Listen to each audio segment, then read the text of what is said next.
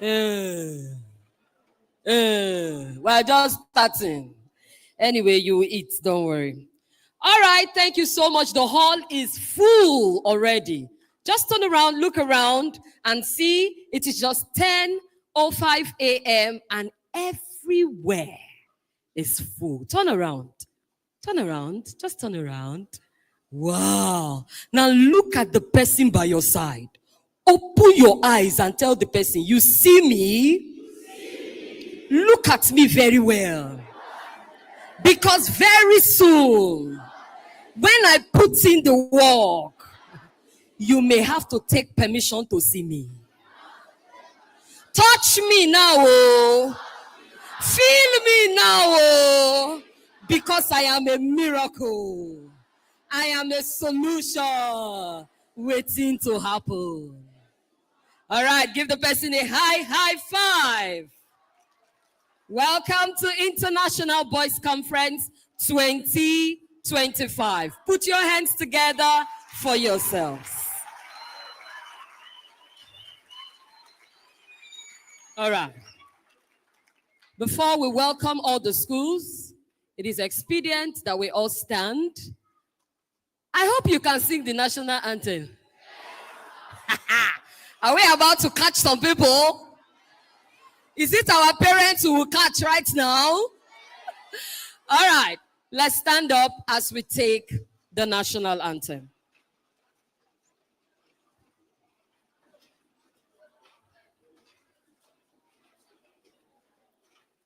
All right, we'll take the national anthem all together at the count of 3. 1, 2, 3, go.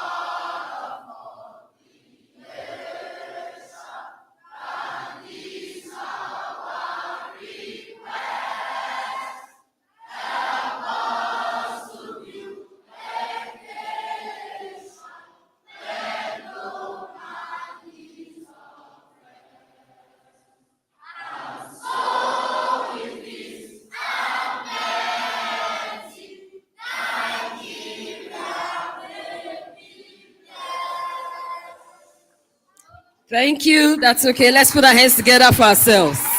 Let me tell you why you're so special. It's so easy for you to get it. Some of our adults here, we are still happy ourselves. We'll be all right. All right. One more time, you like to put your hands together for yourself. It is our pleasure to welcome you to the International Boys Conference 2025. And the theme of the conference is... So you don't know the theme and you came. I don't understand. The theme of this conference is... If you know that you are ready to get your breakfast, you will scream it. The theme of this conference is... You will be all right. All right, thank you so much for being here. I'm going to be welcoming all the schools that we have here. Please, when you hear the name of your school, jump up on your feet. Make a noise. Scream. Shake your body. Move your body. Because you're special. All right? And right here in the hall, we want to welcome GSS Jabi. GSS Jabi, you are not here. Are they outside?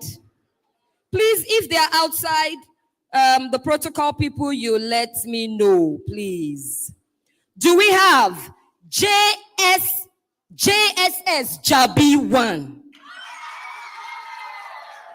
This one's here. Are you hungry? We are going to start from the beginning. What is that? Let us welcome JSS Jabi 1. You tried. All right, let's put our hands together as we welcome the prestigious JSS Jabi 2. Hey, they are still sleeping. All right, can we put our hands together as we welcome JSS Life Camp? It will not be a case of many are called and few are choosing. You have to scream. All right, let's put our hands together as we welcome GSS Gwarimpa. What is that? All right, thank you. We also have in the room GSS Jikwe. Please, where are they? They are not here. Okay. Let's have JSS Caro. I don't understand. I'm going to see the school that will scream the most.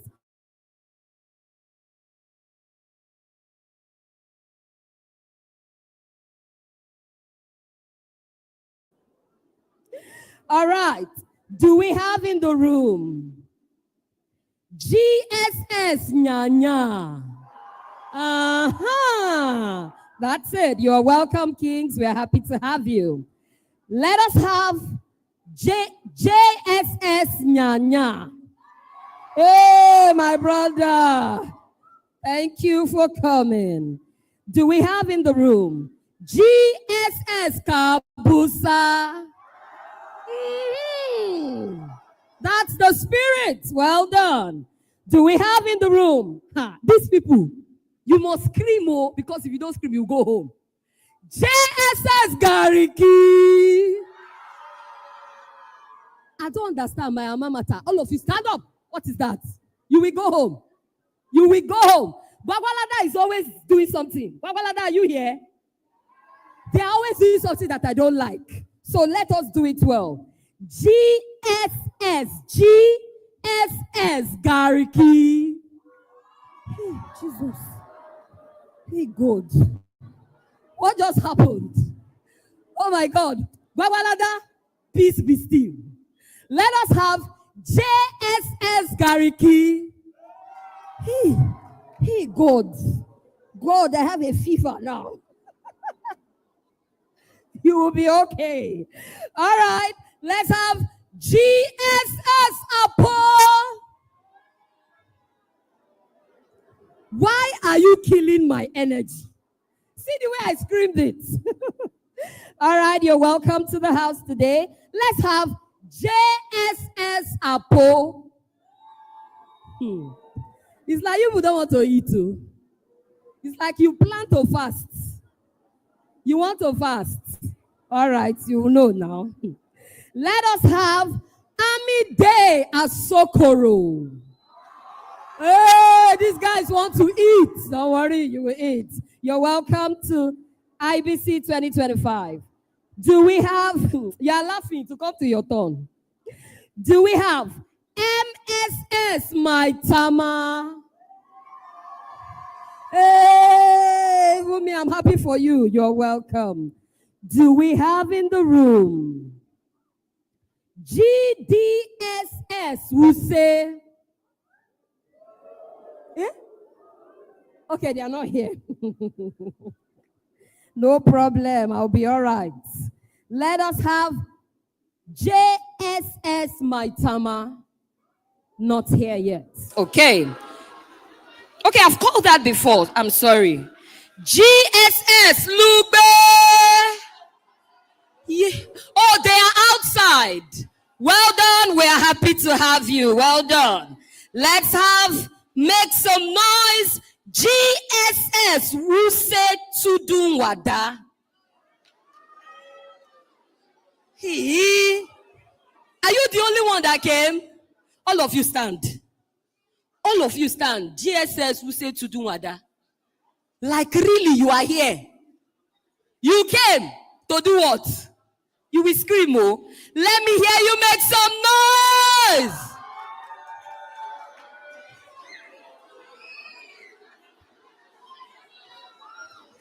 Thank you very much. You can please take your seat.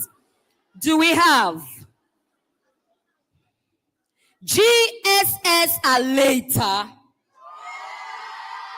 Okay, so let's take it like this. GSS and JSS are later. Let's hear you make some noise.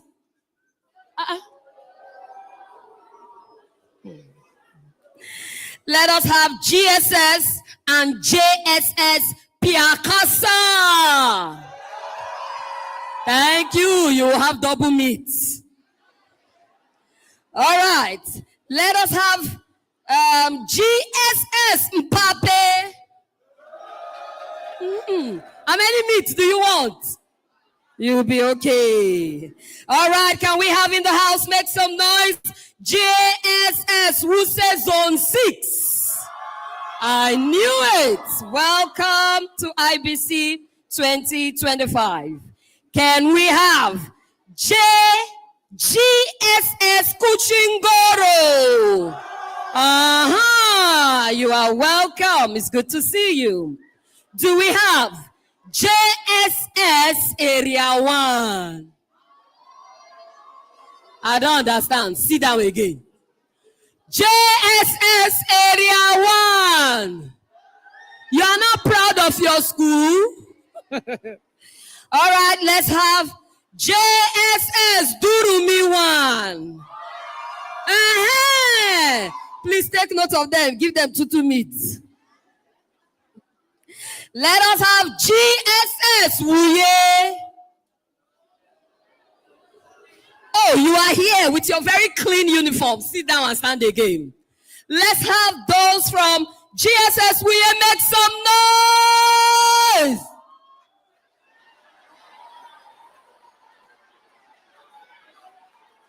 I don't understand. If it's Real Madrid that scores a goal now, we will hear your voice. That's why Chelsea does not win.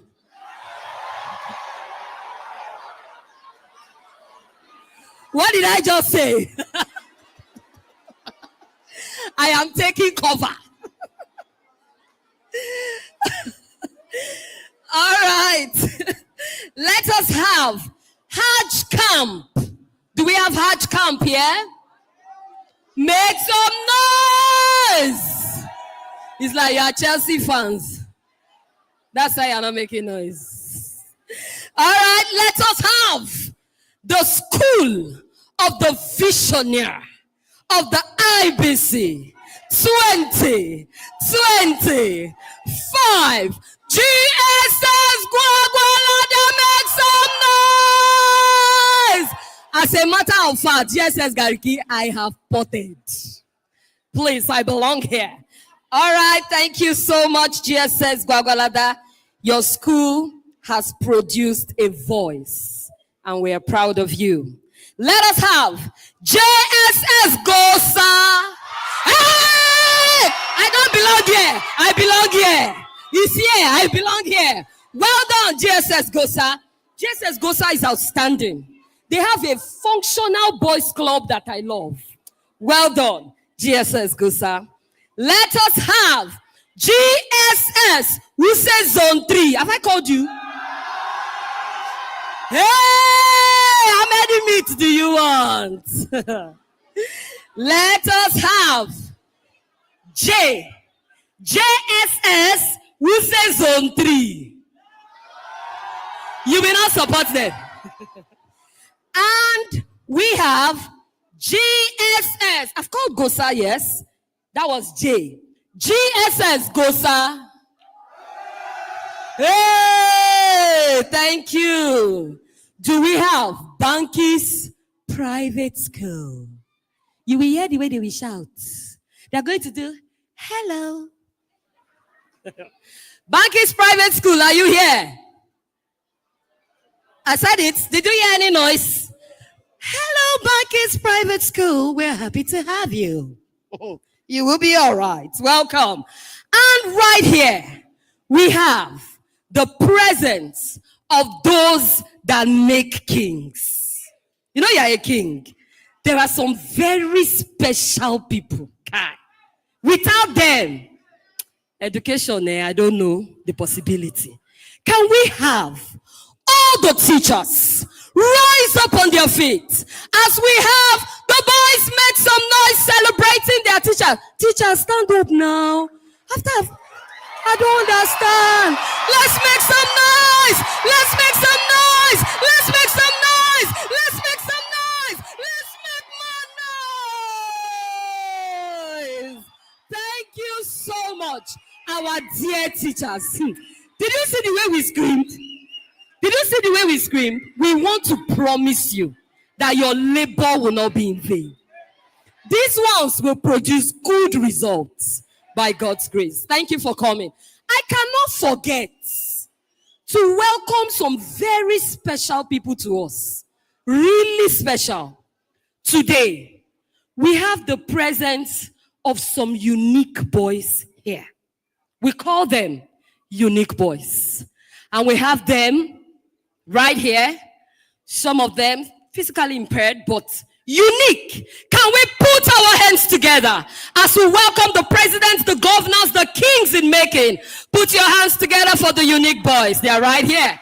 Welcome. We love you. We love you. We love you. Thank you. All right. And so, you're welcome. In Jesus' name. Amen. All right. And we still have some people to welcome. Do you know that there are some boys that sit down every Saturday to be trained to become kings? They go for camps. 5 days, they will not see their mommies and their daddies. We keep them and we will drill them. Drill them. Because there are some girls called Queen by Nature, Girls Hub. We don't want them to marry any kind of people. So we are doing hard work on them. These ones are called kings. Can we put our hands together as we welcome the kings from Boys Leadership Academy? Sit down. Sit down. What? I don't understand. Whose hand do you want to fall? It's Coach Ebuka, it's not me. Coach Ebuka, is it like that they used to do it? I don't understand.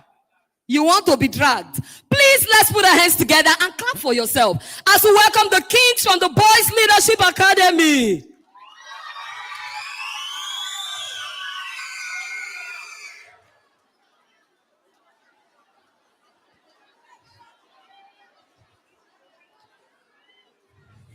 Parents that are here, your fee is just about to be increased.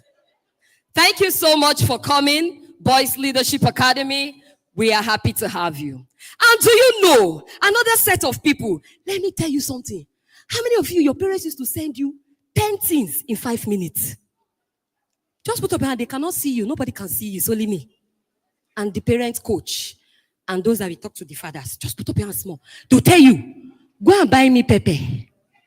When you buy the pepper, they will not tell you that you should buy matches. You will come back. You say, hey, I forgot to. Please go ahead me buy matches. You go and buy matches. You come back. They did not remember that there's one cloth they wanted you to wash. And you want to go for basketball competition. They not tell you to wash clothes. As you are washing clothes, they will give you 10 instructions in 2 minutes. Those wonderful people. And you dare not complain.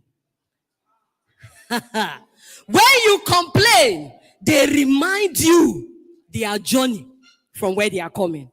How many of you would like to put your hands together? How many of you know those people? Who are they? What are they called? What are they called? Mothers. They are not called parents, it's mothers. Between mommy and daddy, who sends the most? Between mommy and daddy, who suspects you the most? I'm not there. Oh.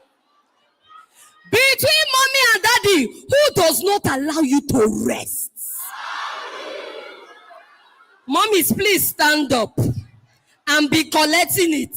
It's not only me that will be standing. Tell me the truth. Between mommy and daddy, who do you think should calm down?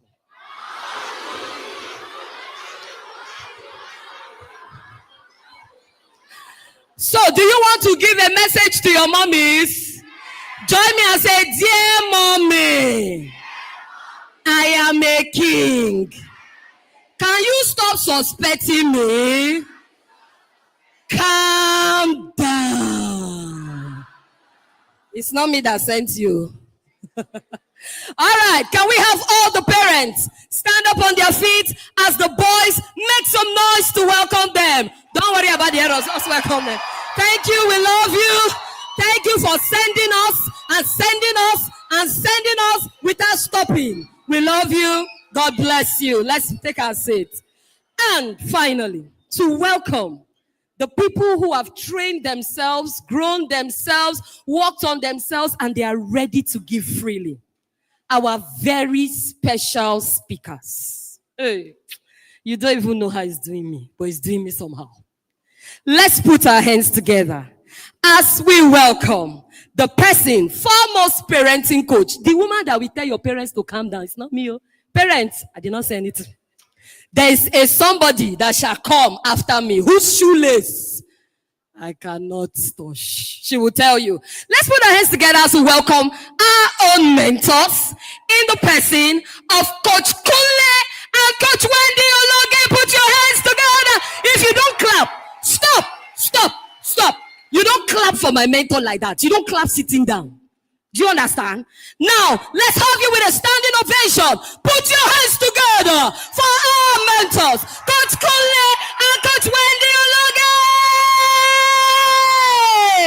Thank you, sir. Thank you, ma, for being here. We love you. Thank you. You cannot sit down small. All right? We'd like to, how many of you remember when you are born, you look like your parents?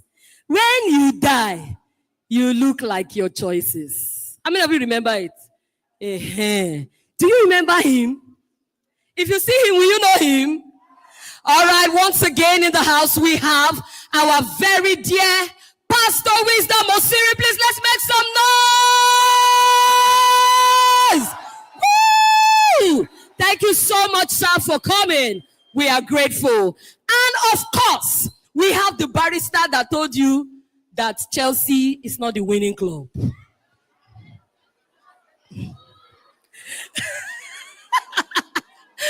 I am sorry, it's Chelsea that is the winning club. Sorry.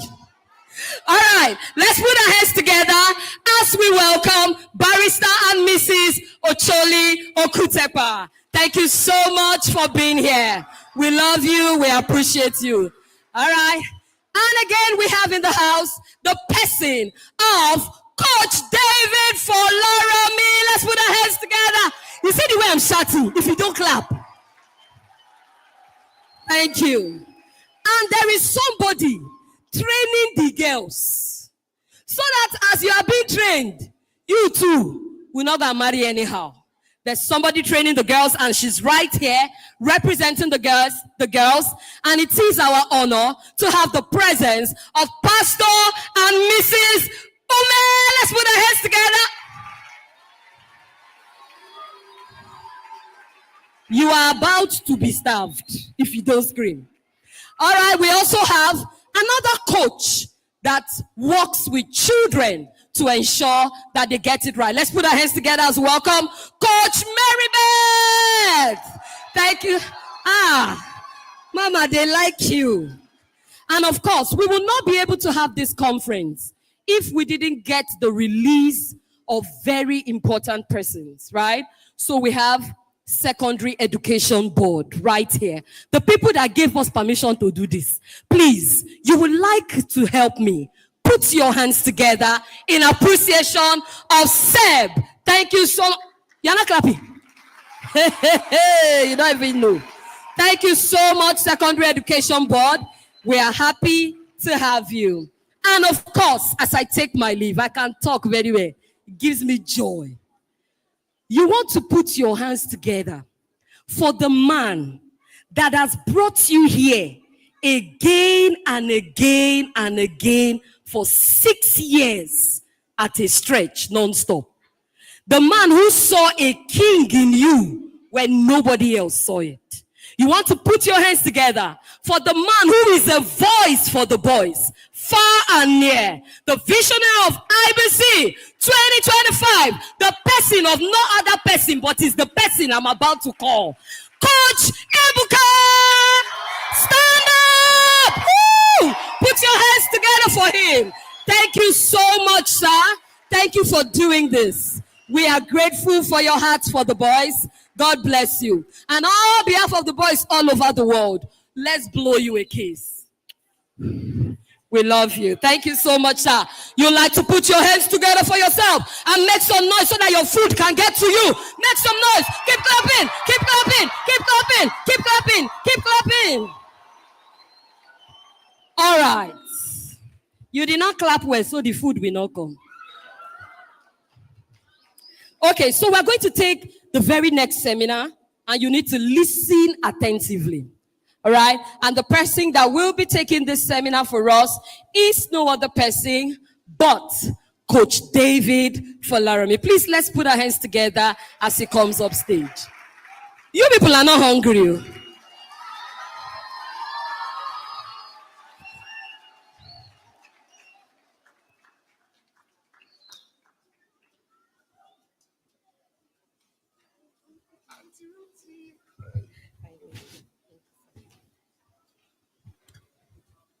IBC 2025. I can't hear you. IBC 2025. If you know and you are sure that you're a reform boy, or you are leaving this conference as a reform boy, IBC 2025. Okay, very quickly, I want to say a big thank you to the hosts of this conference, Coach Ebuka and Coach Ruth. Thank you very much for the heart you have for humanity. Thank you to our coaches, Coach Kunle and Coach Wendy Ologe, my daddy and my mommy. Thank you very much, ma, for giving us wings to fly. Pastor Wisdom, Coach Ocholi and his darling wife, Pastor Omer, and the Queen Mother. Thank you all for being here. And to all of you who are the reason we are gathered here, I want to say thank you for being here. Say, I am the reason we are gathered here. I am a very important person. Thank you very much. My job here is very simple, and I want you to give me your attention for a few minutes. How many of you have seen me before? Okay. Okay, quite a number. So when I'm talking, please allow me to finish what I'm saying. Don't help me complete my sentence. Because I know some of you already know part of what I want to say. As a reform boy, there's something that you must make sure you do not do. What is that? Somebody said it there. Yes? Okay, somebody said it here. Drug abuse. Let's put our hands together for ourselves. Yes, so very quickly, I want to remind you of why it is dangerous for us. And as a matter of fact, it is important that we do not dabble into drug abuse for any reason. For any reason at all. That is my mission here today.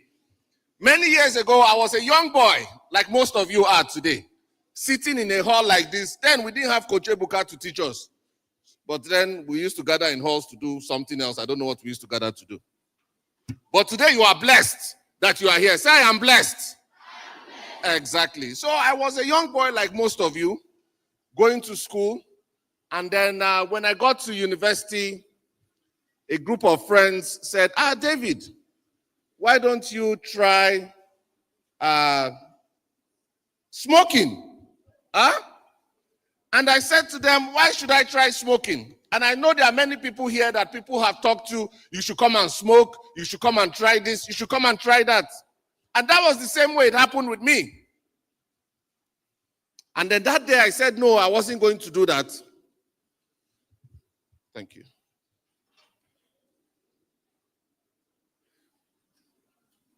So that day I said I wasn't going to do that.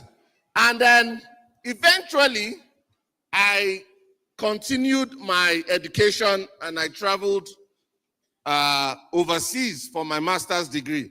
How many of us want to do master's degree? Let me see your hands. Okay, I see we have many people. How many of us want to do PhD?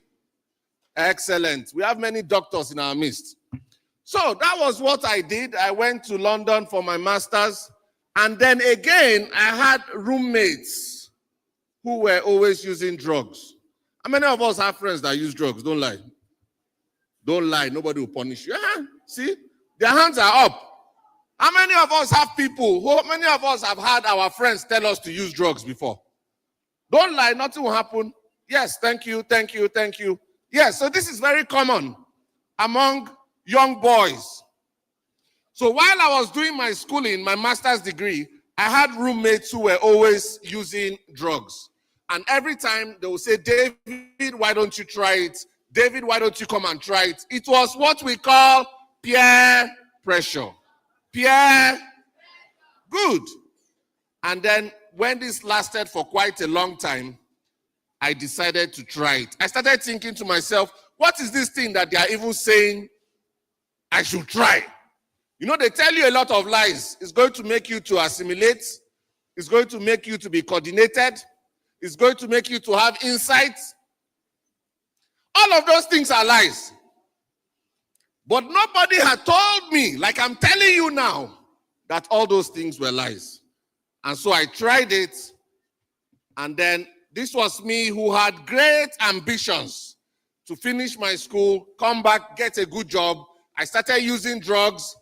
And while you start using drugs, the effects will make you to lose out on your education. You can't concentrate anymore. That's actually what it's going to do to you. All of your ambitions, some of you say you want to do PhD. I know we have doctors here. I know we have lawyers. I know we have politicians. How many of us want to be a doctor? How many of us want to be lawyers? How many of us want to be coaches? Like Coach Ebuka. Excellent. So you see, the thing is, once you start using drugs, all of those plans and ambitions will just go away. What did I say? Exactly. So that's what happened to me. And then I started using, and I couldn't complete my master's education anymore. I came back to Nigeria, and while I was in Nigeria, because I was now a drug addict, I started spending all the money I had buying drugs. I started selling off everything I had to buy drugs because I needed to use drugs. And then at a point in time, I had nowhere to stay again. Oh, yes. Because I had sold everything I had in my house. My house was empty. And then I now went to a place where people who used to use drugs were living. And then I saw many young boys, like some of us, the age of some of us in this place, because they were not reformed boys, because nobody had told them the truth about drugs. People had told them lies about drugs. Some of them had ambitions, some of them had plans, some of them had aspirations to be different things in life. But because they started using drugs, they found themselves in an environment where other drug users lived. Very sad. All of their plans was about to go to waste. And then there I was. I had joined them there. And I started living with them. Oh, by the way, I forgot to tell you, I had one of the best results in JAM in 2002. So I was very intelligent. But then because I started using drugs, I couldn't even make anything out of my life anymore. So you see, It's very important that you know today that if you want to live a beautiful life, if you want to live a life of impact, you must say no to drugs. What did I say? Yes, because, yes, thank you for saying everything I said. God bless you. He said the whole sentence. So, because I know that outside there are many other boys who are not reformed like you. So they might ask you, they might present it to you. Some of us want to be musicians. How many of us want to be musicians? I can see many hands. Yes. So when they tell you that you need to smoke to get inspiration to write music, it's a lie. What did I say? Good. There are many successful musicians who don't smoke. Yes. And so there I was. Now I left the comfort of my house because I sold everything. I sold my car. I sold my clothes. I was now living with those people.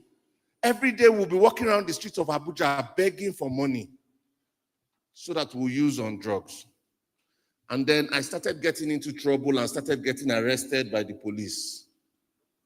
So imagine, this was me who had a good education, a good upbringing, like most of you have here today, come from a beautiful family, went to great schools, and then I started using drugs.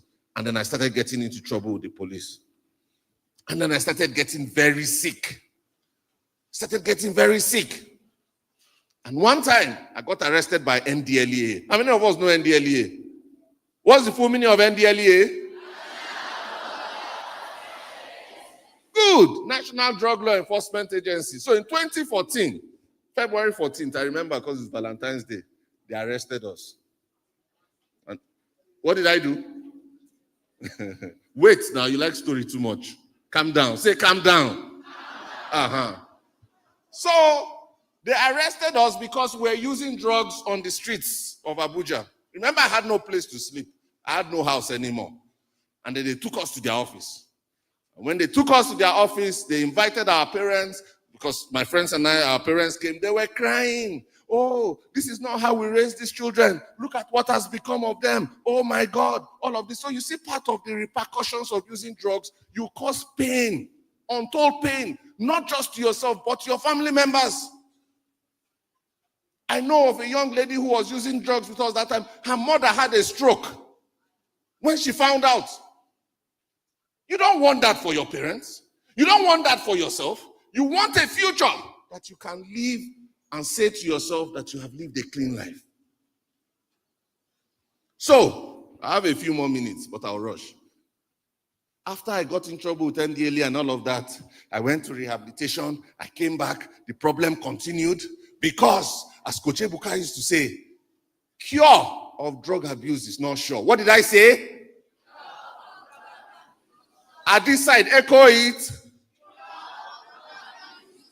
So the best solution is not to start. What did I say? Our kings at the top. What did I say? Don't start at all. I went to rehab. I went to rehabilitation. After 6 months, I came back. 2 weeks. It took me 2 weeks. I was back in the bunk. I was back on the streets using drugs again. And then they now bundled me and took me to Ibadan to go somewhere to go and see if they can also get me help there. I escaped from there. And then one day, 10 years ago, November 2015, I had an accident. Now listen, I'll try and round up here. I had an accident. And in that accident, I broke this leg. In my slides, unfortunately, I think we had something wrong with timing. I wanted to show you a picture. Maybe we'll still put it off before this day goes out. I broke this leg, my right leg. It was broken open. I was in so much pain. I couldn't believe that a human being can go through so much pain. Everybody deserted me because when people came to try and help me, I was disoriented because of the drugs I'd been using. I didn't know where I was. I didn't have any phone on me. I didn't have any identity on me. What a life. And then a good Samaritan tried to help me, scooped my leg on a wood and took me to hospital, University College Hospital, Ibadan, which is a very big hospital. They said, this man's leg is broken, oh, please help. And The doctor there, this was almost getting to midnight, looked at my leg, did some examination, and he said they have to amputate my leg. So he said that's the only thing they can do. And my heart started beating. I said, David, so you're not going to walk again. And then this man that was helping me took me to another hospital. Because he told that doctor, is there nothing else that can be done? The doctor said there's nothing that can be done. So he took me to another hospital. That night, we met another surgeon, and he said that they have to amputate my leg. Yes. So my case was being decided. I was not going to have one leg anymore. And then I started crying. I started thinking of all the missed opportunities that I had. I started thinking of how I was brought up by parents that had good dreams and plans for my future. But because of drug abuse, I was now sitting where they were contemplating amputating my leg. Who wants that type of life? Nobody. Nobody wants that type of life. Who wants to walk with one leg? Nobody. And so eventually God helped me. They took me to another hospital, the final hospital. They said, if we go to this place and we can't help you, then we have to amputate your leg. This was getting to after midnight on the 19th of November, 2015. And by the grace of God, they did a surgery and put some metals in my leg to hold it together. Now, that's not where it ended, because addiction is a very difficult thing to overcome. So a lot of you will say, after that, I believe that that's where it stopped. I was in hospital for 3 months with metals in my leg, and my leg was hanging up. After 3 months, I was discharged, and my parents brought me back to Abuja. And one day, in the evening, in the cool of the evening, I had crutches, and I had big something on my leg with metal coming out. I carried the crutches, and I said, let me stroll. Some of you like to stroll when you should be thinking of your future, when you should be calculating and planning what you need to do with your life, when you should be making right choices. That day, I decided to stroll in the evening with my crutches. And as I was strolling, I saw a friend. Say with me, a friend. Watch the people you call your friends. They will either make you or break you. Look to your left, look to your right. Now, the person seated next to you is not necessarily your friend. It's just your schoolmate. The person seated next to you is not necessarily your friend. He is just your what? Good. So that was how I used my crutches, and I saw my friend, and he said, oh, David, long time. Remember, I've been gone for a while. They thought I was dead because I didn't even have phone. I'd sold my phone for drugs. I said, no, I'm not dead. He said, enter motor, let's stroll. Those are the kind of careless waka that put boys in trouble. Say with me, careless waka. Say it at that side, careless waka. Walk with purpose. If you get up from a seat, if you are sitting down somewhere and you need to get up, make sure you know where you are going to. Make sure you know what you are going to do there. Make sure it's something beneficial for you. You don't just get up and start moving aimlessly. It's called wandering in mental health, and it means you are sick. So that's how we entered this car, and from strolling, we found ourselves back in the bunk. That is me that I have cried that they want to break my leg. We got to the bunk and everybody was celebrating. David, we thought you are dead. I said, no, I'm not dead. So they gave us drugs again. And I started taking again. And then my eyes became leery. And then when my money finished, I gave them my crutches. I said, okay, I don't have money. You hold these crutches. This is me that had metal in my leg that could not walk. I gave them my crutches, so they gave me drugs. When the drug finished, I looked left, I looked right. I didn't see the person with my crutches again. He has gone already. So I carried my leg up like this, and I was hopping like that. All of us live in Abuja. I hopped from Area 1, that former Dunami site, to Area 2 shopping complex. And then I fell down and collapsed. Somebody who knew me saw me, picked me up, called my parents. They took me to a hospital in Gadowa, Tolbert Specialist Hospital. And they chained my hand with handcuff to the bed. They say, since you won't hear what, we'll help you stay in one place. That is what drug abuse can do to a young boy. I sat down as a young boy with hopes and dreams for my future. Had an excellent result in JAMB. I could have gone to any university I chose to. Like most of you here, brilliant, intelligence. Listen. Intelligence is not enough to give you a fulfilled life. It's not. Let me tell you, some of you are blessed with intelligence. That is it. It's not enough. There are many intelligent fools. Many. It's not enough. It's not enough. Listen, if this is all you take from here today, which I know is not all you take, say no to drug abuse.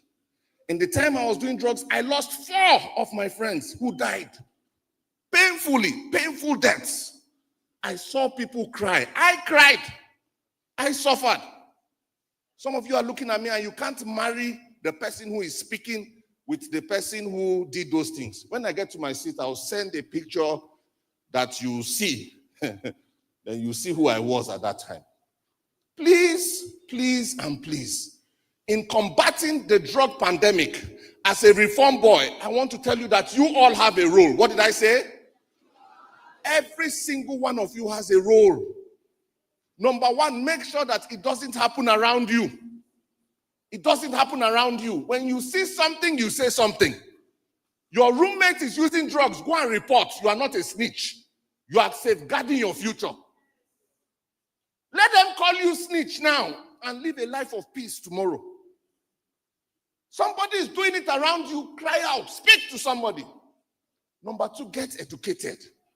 You are not too young. Get educated on what drug use is. I had some samples here. I don't know, we just had a mix-up in time. I wanted to show you some things. Get educated. You know what the drugs are. You know what these things are. You know what the examples are. How many of us know what vape is? Vaping, yes, thank you. Some of us know what vaping is. Yes. That is something else that is becoming very common. Very common. So when you see it with people around you, cry out for help. Say something. Okay, my bag is coming up. Do I have 5 minutes to just give me. Thank you very much. Let's put our hands together for this young man. Yes, this is my laboratory. So, this is my laboratory.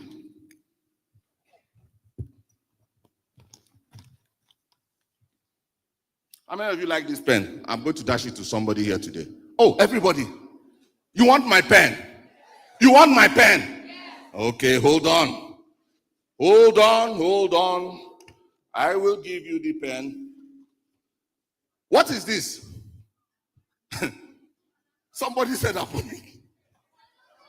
What is this? Somebody said edge control. Somebody said sellotape. What? Wait, hold on. Somebody said something there. The person I'm talking to knows himself. What did you say? Crusher. I heard it from different places, but he was most vocal. Crusher. It's not aboniki balm. It's not edge control. It's not sellotape. When you see your friends with this thing, go and report. What did I say? Go and report. So they use it to crush the marijuana leaves before they smoke it, right? Please, the person handling the video, if you can zoom into some of the things I'm talking about, I'll be out in 5 minutes. Can we see this? Yes, thank you very much, sir. How do I hold it that you see it? Can we see it? Like a pink tablet. What is this? No, you are close. What is this? Huh?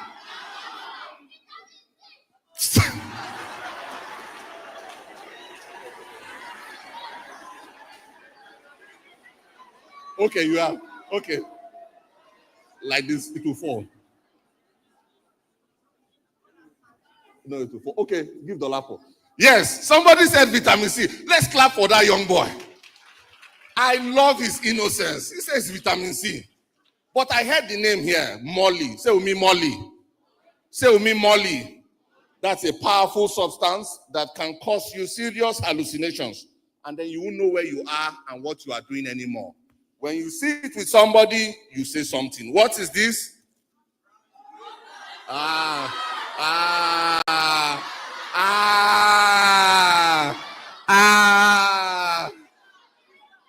Rizla, molar. Somebody said molar. Somebody said molar. Okay.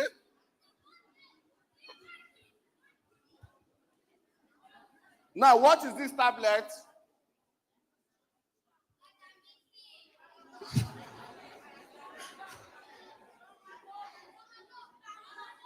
Tramadol. Clap for yourselves. Well, let me ask you one question. How do you know? Hold on. One house. How do you know? You possibly have friends that are taking it. Please, we should say no to it. It's very important. What is this? What is this? So when you see your friend holding it and he's not cooking in the hostel, go and report. What is this? Codeine. Let's be very careful. These are things that can cause us serious problems. When you see something, you say something. When you see something, you say what? What is this?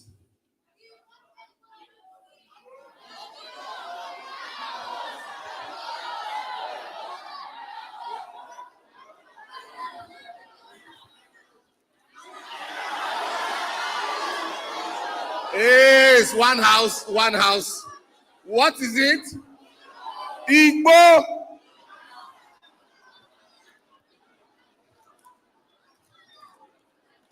Okay, I'm going to show you just one more. The rest are too sophisticated for you. What is this? Show them, please. What is that? Panadol.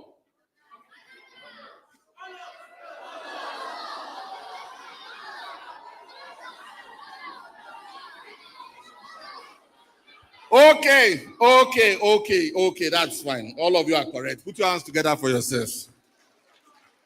So now, the reason I showed you this is so that when you see it around, you say something. What did I say? When you see it around, you say something. Now, who is the person that is going to win my pen? My golden pen. You are sure? You are sure?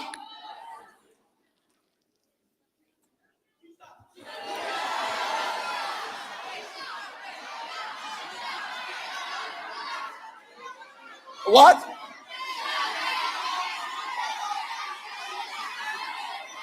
Wait, hold on.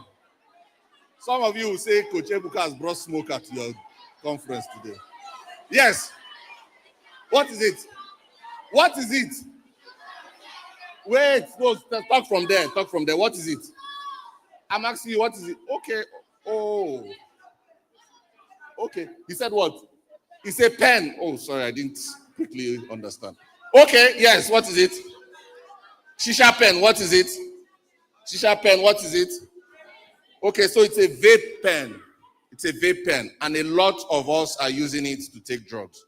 So it's very easy to conceal. You just hide it. It looks like a pen, and then people use it. So when you see your mates with these things, make sure you say something. Put your hand on your chest and say, I will not use drugs. Come on, say it like you mean it. I will not use drugs. Now put your hand on your chest and say, I. Put your name there. I, this day, make a vow that I will not use drugs. Because my future is important and I do not want to destroy it. Put your hands together for yourselves. Thank you very much.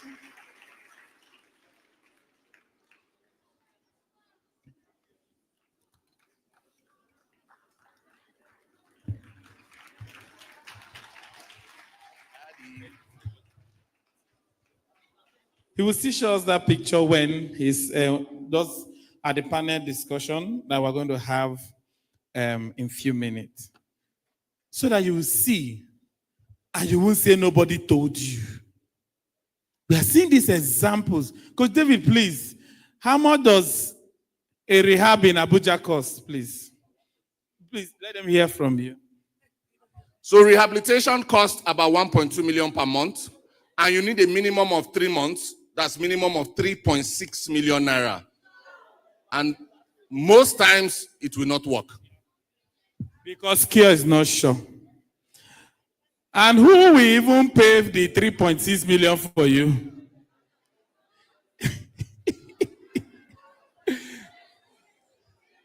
Because care is not sure. So you ask yourself, is this where I really want to be?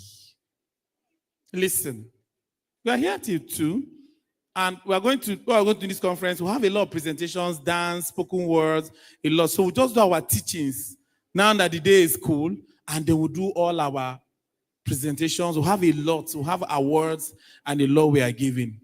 So please, immediately after this, in a few minutes, we'll call the panel. Once you see us calling the panel, teachers will just go out and pick the snacks for your students, and then we'll have the lunch once we are about to close at about 1.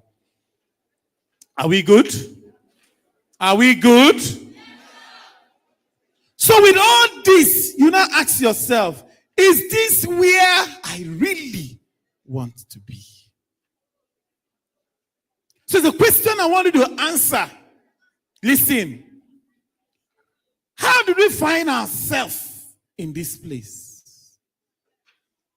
And the worry is that it's mostly boys, young men, filled with passion and potentials that are found in these places, that are found in this mess.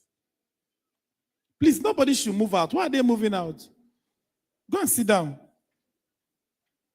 If anybody must go out, it's 1 per school, and somebody must go out and come back before you do. So we are very orderly here, okay? Because if some of you are playing PS5, you'll sit down for 7 hours. You will not even feel pressed. So let's sit down and learn.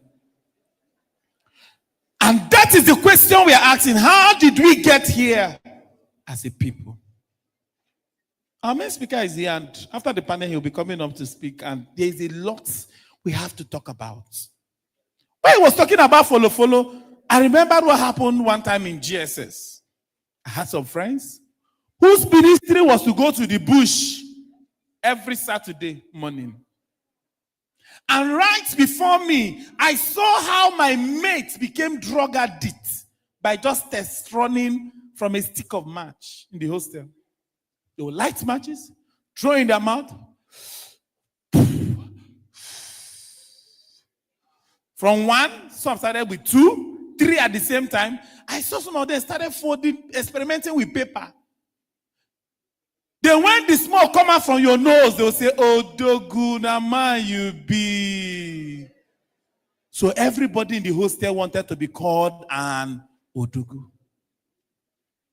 I saw how some young boys, junior boys, were experimenting. It was a thing of fun. I was in Zuma house.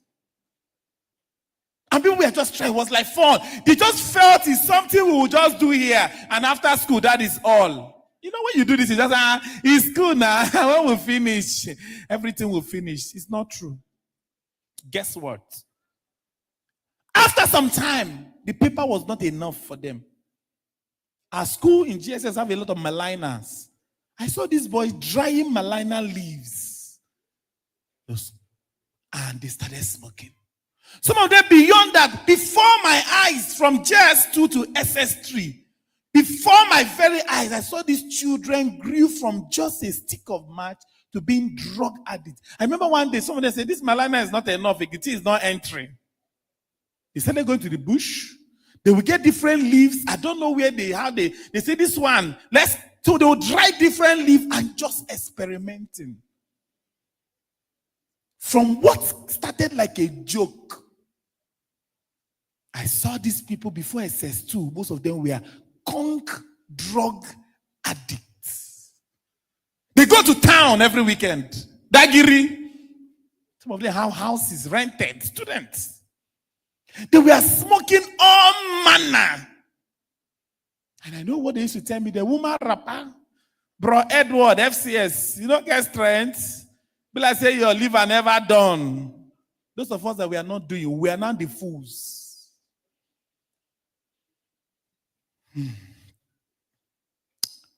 I've lost some of them to drugs. And when I was talking about this for Florida, I remember one experience that happened one Saturday morning. They will go to people's farms, steal corn, mangoes, all manner. I don't know how my school brother, because I had a school father, and pressured me one morning that, hey, let's just go. It's cashew we are going to take. Nothing will happen. We have been going. I still can't understand how I followed my school brother that day. After much pressure, I said, oh, she is cashew. He says it's not people's farm. This one, there, nobody has them. And that's how brother Ebuka now followed them. I was at their back. They plucked one cashew we ate. I said, it's sweet too. Went to mango. All of a sudden, inside the bush, we just said, who is there? Eh? Those my friends that say, don't worry, it's just nothing. Pim! Now the gap they gave me, I was at the back. I was wondering where they got their strength to run, but I don't remember that. I'm not like them. They've been doing it, so they are used to it. I was at the back, and this man was holding an arrow or something. Yes. I turned. I'm like, God, if I appear before you now, what will I say? That I came to steal cashew. Follow. And I remember asking my friend there, should I stop? Should I stop? I'm tired. He said, you're on your own. No. I don't know why the man didn't fire the arrow. I don't know. But I know they left me. I just gathered my last strength. Got to the estate. That day, I didn't need anybody to preach to me. I understood. Follow. Just to go and pluck mango, I would have died.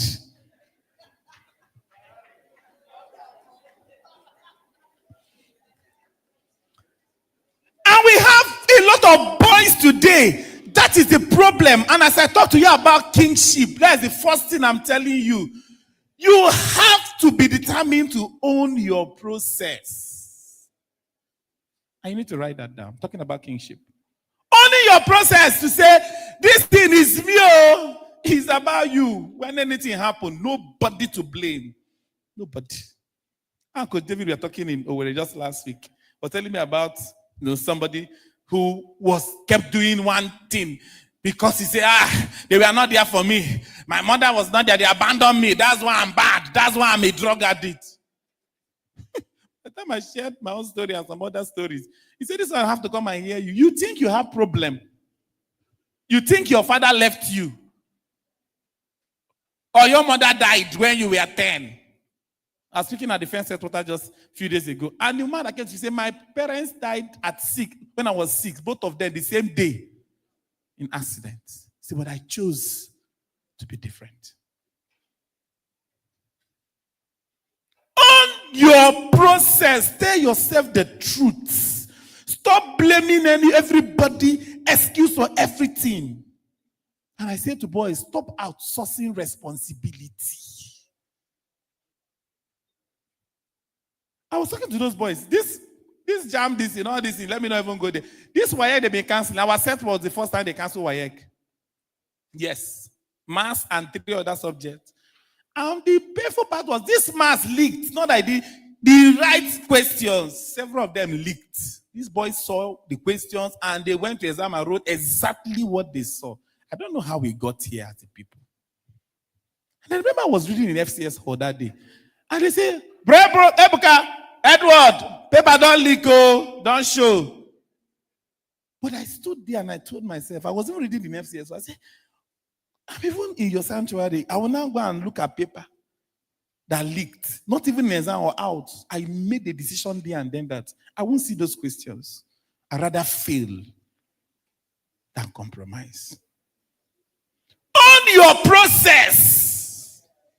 Stop blaming people. Get to that place where you are the place of ownership as a boy. Follow. They are going there, you follow. People are flying first, you go. Went to school to talk to them yesterday while we are entering there. And they are getting, some boys are already entering the bush. I told my staff, go and bring them from the bush. One said, do you know who they are? They have cutlass. Say that today. What is that? Entering the bush, they came to talk to you. You're already looking for where to enter. How did we get here as a people? And the second thing I will talk about, which I also said in the online, you must learn to think beyond the moment as a boy. When we're in GSS, actually when you get to SS2 third term, your shoulders, you would think that life ends here. This world is going to end with me as a senior in the school. Something just tells you that this is the end of life. I'm on this seat permanently. Some people don't read again. They don't go to class. Senior, SS3, SS2. Hey, now we get school. Some people plug Melina cane and hid it for 2 years, 1 year before they just to deal with people. What kind of life is that? I told the people that one of those seniors that dealt with me, 2 years down the line, I saw him doing conductor in Area 1. He was a conductor. I took a bus from Area 1 to Area 10. He was a conductor collecting money and change.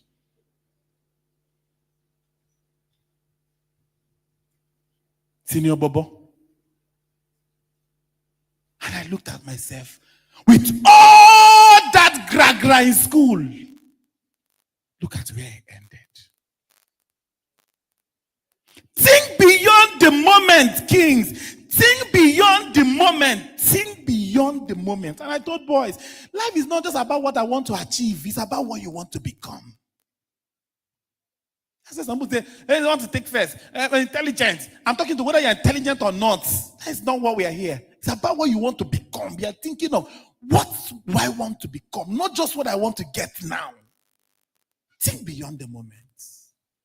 Think beyond here. I'm looking for that boy in GSS where the teacher told us that after last year's conference, he was a notorious boy in school. I wanted to bless him.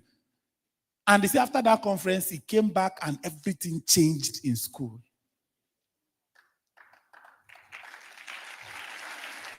And when our people went to deliver the letter last week, the teacher had to tell us that this happened to this boy last year. I'm still getting for his full name. He said, what they said in that conference, I'm a new person. The teacher said, indeed, everything changed. Think beyond the moment. And I keep telling you, I didn't go to a private school from nursery to university. Who says Zone 3? Zone 6 is my primary school. GSS is my secondary school. University of Abuja. But today I'm a global speaker going around the world. Next month now we're in the US for boys camp. From this same GSS, why can't you think beyond what you are seeing? Why can't you see the future? I told myself in GSS, I will not write WAEC twice. I don't want to write any exam twice. I don't know where that mindset came. I said, I want my children to see my results. Think beyond the moment. And when I finished GSS, before I got into admission for 2.5 years, I was working, using my money to buy books. Before I went to university, I have over 50 books I bought. Motivational books, spiritual book, reading. My mates were buying Motorola then that it came out, and 50,000 naira SIM.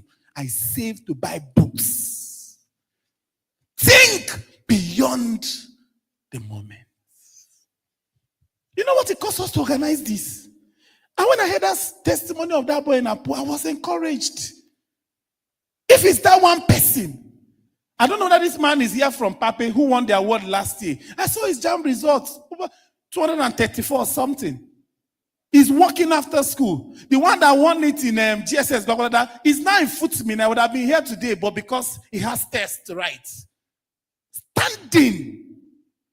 I had to go to Pape when I heard that boy's testimony. His parents are not even here. People is living with, coming from bush in a difficult, the school say this boy have been gone through difficult times. They have been having scholarship from one NGO, but if he sees background, there's every reason, in fact, he told me there's every reason for this boy to mess up his life because everything around him speaks that. But he chose to be different. And in that bush, he was identified. I'm waiting for him to get admission because his school fees must be paid. The way we paid for the one in Foot Miller. Opportunities will always come. But are you prepared for it? There's no quick wins anywhere. There's no quick win. Growth is learned, and you have to follow the process. And lastly, I want to tell you, as I said online, you must protect your energy like a kingdom. Everybody cannot be your friend. Some of you are too weak. I shared this story of what happened to one of my boys in the academy, who is in a boarding school. The roommate brought phone, sneaked phone into school, and every night he'll be watching pornography. And my boy will sit down by the corner and just say quiet. You are humble but foolish. And he wrote, so he came back for midterm and told me what happened in school. He thought I would be excited that he didn't watch. I said, so you didn't watch, you now sat down, what did you do? I said, I didn't join them. But they were still watching it in your room. He said, yes. I said, that is not wise. I said, how can they be watching what is illegal in your room and you just say you just sat down, you didn't join them? I said, if you don't join them, it's a matter of time. In a few months, you will join them. I said, you don't keep quiet when your destiny is being decided like that. You tell them you can't watch this in this room and you report that immediately.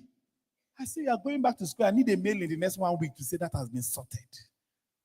Why are people around you? Why have you become a silent majority with your lights? With all you know, you are just looking mogo. People around you, darkness is just growing. People say rubbish, nonsense. They smoke, they do all manner. They cheat around you, organize exam malpractice. You are just there looking. We can't continue like that. Some of you are not proud of the fathers you have. Some of you cannot look up to you for questions now. My father is a smoker. My father is a womanizer. My father, and you want to watch and follow the same pattern.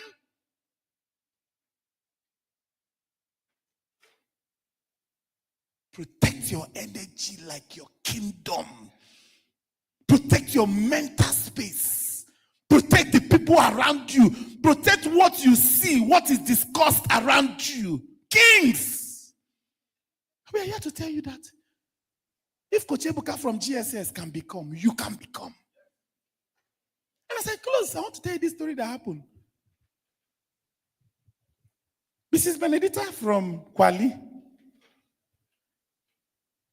I'm so happy to see my special needs students here. The School of the Blind and our people that I don't just like calling them that. I know you can see, you can hear. All right? And I'm happy they are pushing. When we went out for project information, I was so excited with their energy, their strength, and the love. So we have people seated here that can't see me, that can't see anything we are doing here. But I'm strengthened that my people are still pushing against all odds. We have boys seated here that they can't hear anything we are saying. They are doing sign language for them. But they are choosing to push against all odds. If you can have this, could be blind boys here, those that can't hear and speak, seated, pushing. Why can't you? And that's how we dedicated the Academic Excellence Award to them this year. And we are taking one from each school to sponsor them in the university.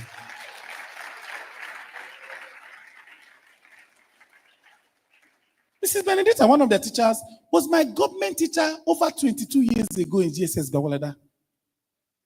2 years ago when I went to, she was in GDSS, went to submit a letter to invite them. She saw me and said, I know you. I said, yes, ma, I remember you. You know what she said to me and the staff? He said, this boy is one of the boys I never flogged in school.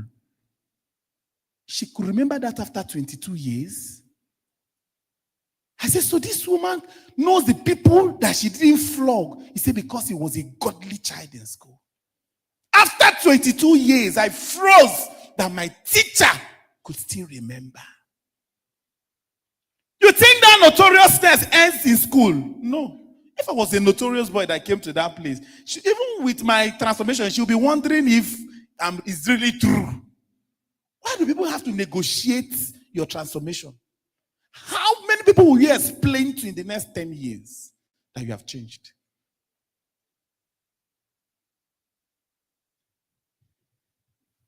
And a few days ago, she sent me a message about some boys who can't even further the education from the school of the blind because of different financial issues. And say we are going to come in to help.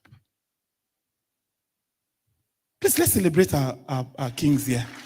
Those of you from Kuje and Kwali, our special boys, I want you to stand up. Thank you, thank you, thank you. We love you so dearly. Thank you for coming. Thank you for pulling. Let them stand up. Thank you for pulling through. Thank you for staying through. Thank you for refusing to be limited by anything, by choosing to push and become. We love you and we are so happy to see you. Please sit down. And beyond all we are giving, we have some special souvenirs for all of them today to just say thank you for coming. And when we went to School of the Blind, they sang a special song for us, and I know they will present that song to everyone here today also. And as we close with this, surround yourself with people that recharge you and not those that drain you. Stop allowing people to drain your potential, your energy, your strength. Stop it! Real strength is not just in doing anything, but it's doing what you need to pay attention to. I challenge you today to take a stand in becoming. We want to go around schools next year and let them not just say in JSS Apo, in every school that this boy came to IBC and is transformed. This boy came to IBC and is transformed. When we're looking for academic excellence award, let them not be struggling who to pick. Let them have too many that they don't know where to take from. That's what we're looking for. Let your parents say, where did you go to? We don't want to come to your schools and see policemen. I went to a school and saw policemen coming to arrest boys of 14, 15. Such a horrible sight. Your place is not in the prison, it's not in drug, it's in the palace. And that's what you'll become. Today we challenge you to rise up as that king. Make a difference of anything for the price we are paying to ensure you become. When we started this 6 years ago, I didn't even know about any boys' conference. But as of yesterday, I saw over 20 boys' conferences around the world. In Nigeria alone, thousands of boys gathered. So the message is spreading. And for the first time, I saw UNICEF Nigeria yesterday shared World Day of the Boy Child. Even though we're still waiting for UN to approve our date officially. But it will come. Rise up and let's take our pledge.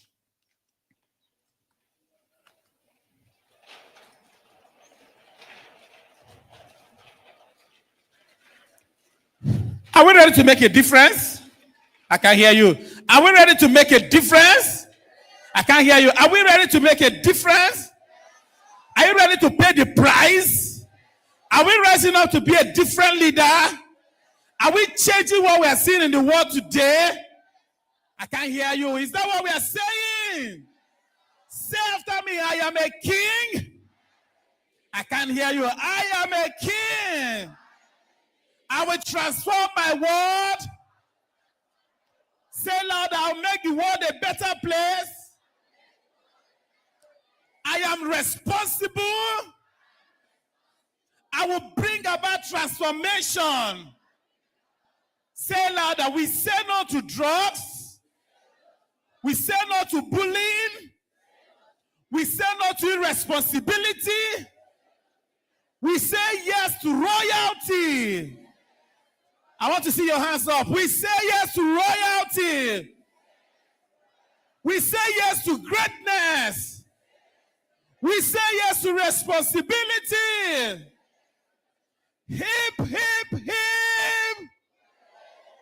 Please, a round of applause for yourself, and please take your seats. Thank you so much. We're going to have a great time today. Lots of presentations, and we're going to have our talk, and then go. Please have our teachers just go out and take their snacks, please. Teachers, please just go out. They have your numbers and take for your students. And once you come and sit, just pass to them, all right? And at 1, we'll be asking you to go back and also take their lunch and a little souvenir. Thank you. Just the teachers, please. No student goes out now. Just the teachers, please. And all our friends in the overflow, thank you so much. We have about 500 seats at the overflow. Thank you. By God's grace, we hope to use maybe the velodrome next year so that everybody can be inside. We had to stop from schools from coming this year just so that we don't have a crowd beyond the number we planned for. Okay. And while we do that, we are going to also have a panel. And then so that we'll take questions from this seminar and from what we said. And after that, we have dance groups. We have a lot of beautiful presentation.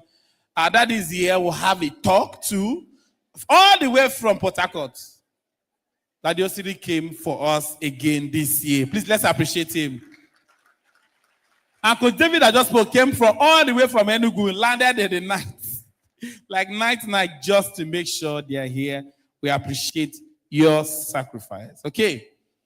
So I'm going to call them up here, and then Coach Ruth will ask them questions, all right? And we'll just stand there and we'll ask them questions, all right? And we'll have our daddy here all the way from Port Harcourt. Please, let's welcome Pastor Wisdom Osiri. Please appreciate daddy as he comes forward, please. Yes.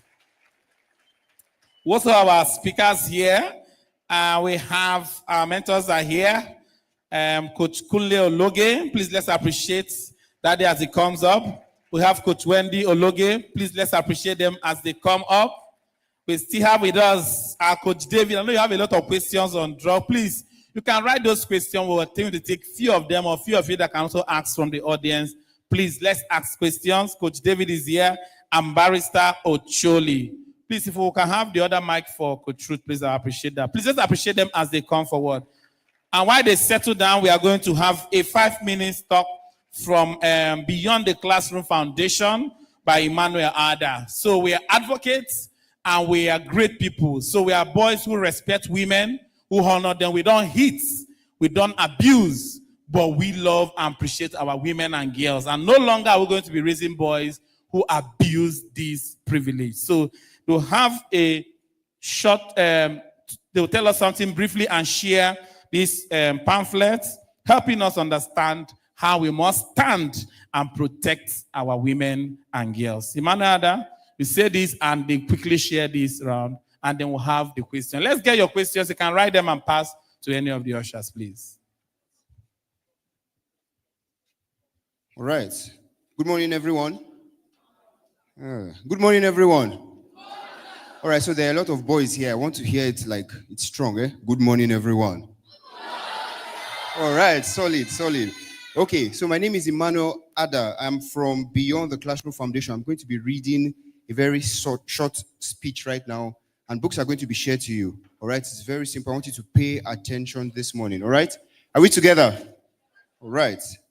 So good morning, everyone. Today we celebrate you, our boys, our brothers, our future leaders, our protectors.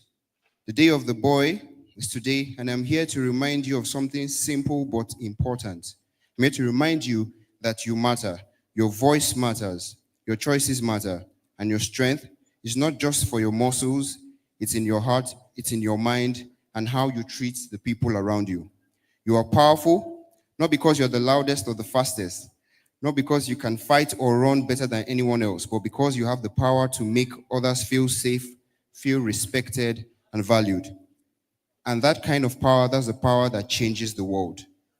That power you have is not just for yourself, but for the people around you too. And that is what the He for Her campaign is all about. And that's why I'm here. It's about you choosing to be the kind of boy who lifts others up, especially your sisters, your classmates, your neighbors, and friends. At home, you can use your strength to support your mother or sister. Don't just leave all the housework to them. Help carry the heavy bucket. In school, you can be the one who stands up when someone is being harassed or bullied. on your street. Be the one others, especially girls around you, can trust. Do not be the ones that they fear. Your generation has a choice to be different, to unlearn the idea that being a man means dominating others. So today, on this day of the boy, I challenge each one of you to be more than just a boy. Be a brother, be a leader, be a protector. Be the reason a girl feels safe and not scared. Be the reason someone believes in kindness again. I'm asking you to be a he for her. It's a call to action, and it asks boys and men to stand with girls, not just by saying it, but by showing it in what they do. The He for Her campaign believes boys can be allies for girls, that they have a choice to stand with girls and help keep them safe. And it all starts with you. It begins with everyone in this room. Now, the booklet we're giving out today has everything you need to know about the campaign. It explains why your role matters and how you can take part. If you're online, if you want your friends to have it, they can download it from the website www.heforher.org. On the website, you can also sign the He for Her pledge to show you stand for respect, safety, and equality. Of course, you can download posters that you can print and hang in your school, hang in your house, anywhere, to just remind people what it means to be a strong and responsible boy. I need you to remember that being a He for Her isn't about giving up who you are. It's about being the best version of yourself, the version that respects, protects, and uplifts the girls around you. So don't just listen, get involved. Take the pledge, spread the message, be the change around you. Now, boys protect, boys include, and real boys respect girls. Are we together? Are we together? I want to read that last part again. Boys protect, real boys include, and real boys respect girls. Now, I want us to do something very, very snappy. If you have the book, I believe a lot of us, everyone has it. So just raise your book, wave it. Wave us up there, solid. Let's wave our book, and I want us to say this together. Say, I am a he for her. I'm seeing ladies that are saying it. Let's do it one more time. Say, I am a he for her. All right, so with all I've said, we'll wave the book, and for the last time, loud as possible, say, I am a he for her. Solid. Put your hands together for yourselves. Thank you, Beyond the Classroom. Thank you for what you're doing. Thank you. I can see Coach Racket there. Thank you for the great work you're doing. We appreciate you. First, dancer should please get ready. You're dancing after this session and a short impact story just before we have Pastor Osiri have his talk. I'm sure also want to have a different kind of panel discussion. Where's Coach Ruth? Where we are able to take questions, all right? And really talk about what is happening with you, all right? And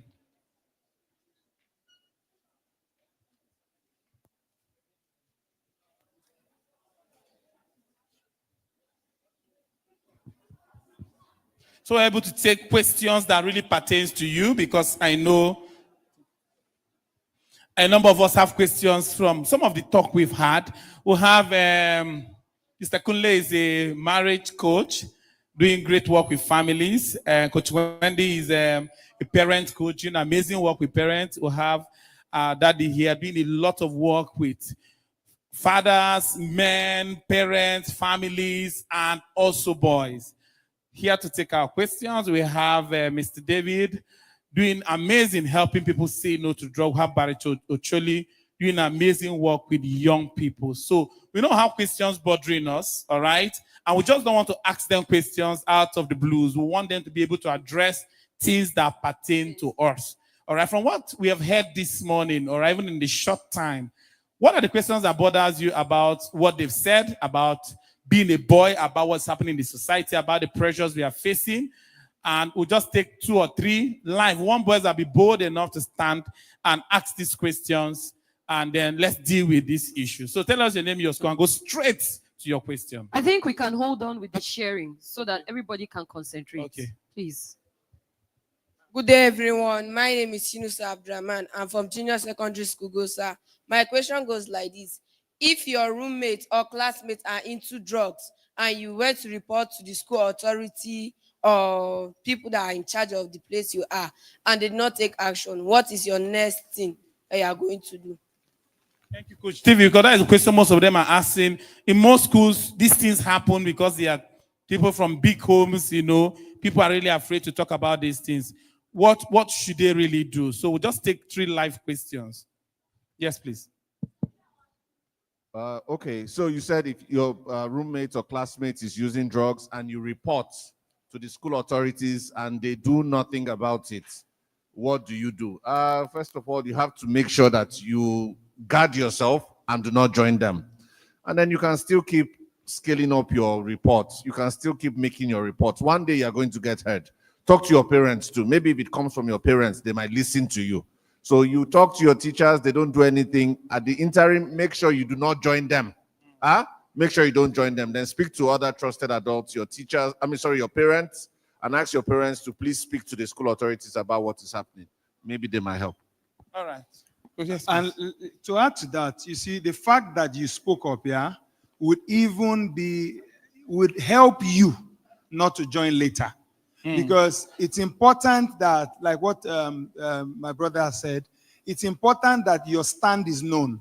So by the time you scale it up, like he said, to your parents and you report again, you see, you are taking a stand that even if they tempt you tomorrow, you that used to report, where do you want to keep your face and go and join? So the reporting itself is a protection for you. Yeah. So that tomorrow it doesn't come around to feel like maybe I should try this. Yeah. So keep speaking so that you are known as the one who spoke and who speaks against it.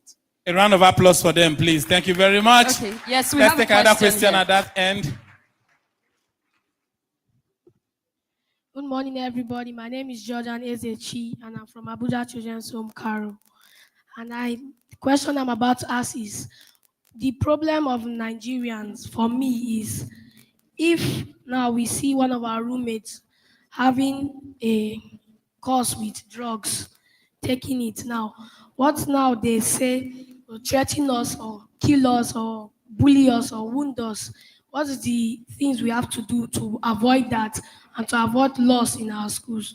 Thank you, Pastor Siri. Let's hear you say a lot of them are being threatened and they're afraid of that threat. Some of the boys in their school are capons, ready to kill and destroy.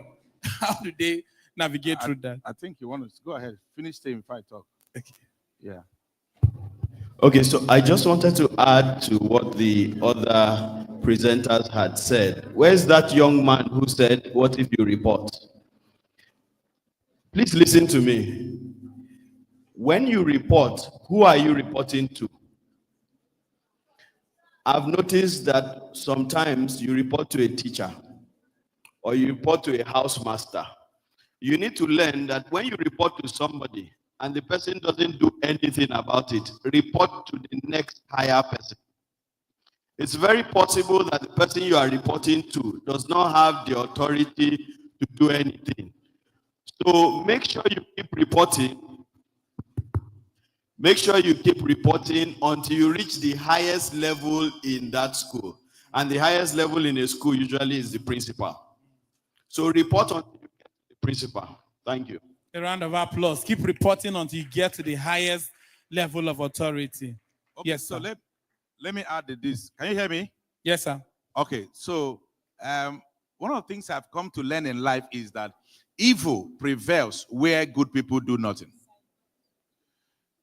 You see, I think it was Martha King Jr. that says that when all these things is said and done, what will pain us would not be the loyalty of our friends, but to be the silence of the people that we call friends, all right? Or not the wicked things that the negative people are doing, but the silence of those that are friends. So now you are scared, and your being afraid is valid because we have seen people, get affected, right? But you see, just like Esther in the Bible, for those of you that read Bible, okay? Esther, at a point, Esther now says something. If I perish, I perish. You have to have a resolve that light will shine and pass darkness. Okay? Just have, he was talking about pushing darkness away. Just have the resolve that, see, I'm going to be this. they might gang up. I mean, they called me names when I was in school. I was telling Coach Wendy and Coach Ebuka, Coach Kunle, that see, my decision took me, it saved me a lot. You know, they call me a Jew boy. I report, they see all kinds of, I've been in your state, my brother. I've been in the states where they gathered me and they were, punching me like 5 people in secondary school. Yes. So I was a border. I can tell you, I have experienced what you are saying. But guess what? Don't be scared. They are not going to kill you. All right. But guess what? They have respect for you. They know that you are stronger than them. They are trying to weaken you and bring you to their own level. But I want you to consistently tell yourself what I used to tell myself. I used to tell myself, I'm not coming down to your level. Refuse to come down to their level. You will excel above them. And guess what? Now, some of them are asking me for money. The same people. So don't be scared, my brother. It is just a euphoria that you are going to be. They will not kill you. Okay? If you report and the school didn't, and they threaten you, they will beat you when you are going to fetch water. They will beat you on the street. They are not going to do nothing. All right? You will survive and live beyond that. If it's okay, let me ask all the boys here. If you're a boy, lift up your hand and say, I. Oh, I cannot feel you again. Now say, I will not come down to the level of mediocres. I will not join them. I will rise above them and set a new standard. That should be your mindset. A round of applause. A round of applause. So we have a lot of people that have written in questions. I'll just run through some of them. A lot of them are on peer pressure. How do I avoid being influenced by my friends? How do I prevent distraction and stay focused? What if you do not take drugs, but they are forcing you? So we are dealing with all these issues of pressure. All right. What if you take drugs? Please mention the importance and disadvantage. Somebody's saying, but okay, I take. Are there no advantages and disadvantages? Somebody's even asking that. Is it possible to be addicted to something good? Yes, you can be addicted to something good like reading, but everything there's need for a balance. When people take drugs, can they still survive it? So a lot of questions are really coming on this drug issue, but issues on peer pressure we've handled. But somebody's asking, Coach David, I take. So are there advantage of me taking? Can I still survive it? What are the steps to take drug? So a lot of questions on drug issue. How do I avoid drugs? What should I do when someone proposes to me to be a gay? All right. Is it possible to overcome drug alone? So I'm asking like a lot of questions around, is it possible to overcome alone? Are there advantages? If I'm doing it already, can I still survive? So you have all of that on drug. I don't know who will deal with this gay issue. Some people are asked, I've seen about 2 questions here being proposed to be gay. 2 questions I have here. I think it's becoming a trend among boys on social media, on Facebook, on TikTok, where they are really forcing a lot of boys into that. Maybe we should dive into this homosexuality issue. And Pastor Choli is here, that the Kule is here. Both of you will say something about this. Okay, what about boys giving the opportunity of education? Okay, so a lot of these questions are just revolving around this. Smoking weed is illegal, right? But why does RISA have NAFDAC number?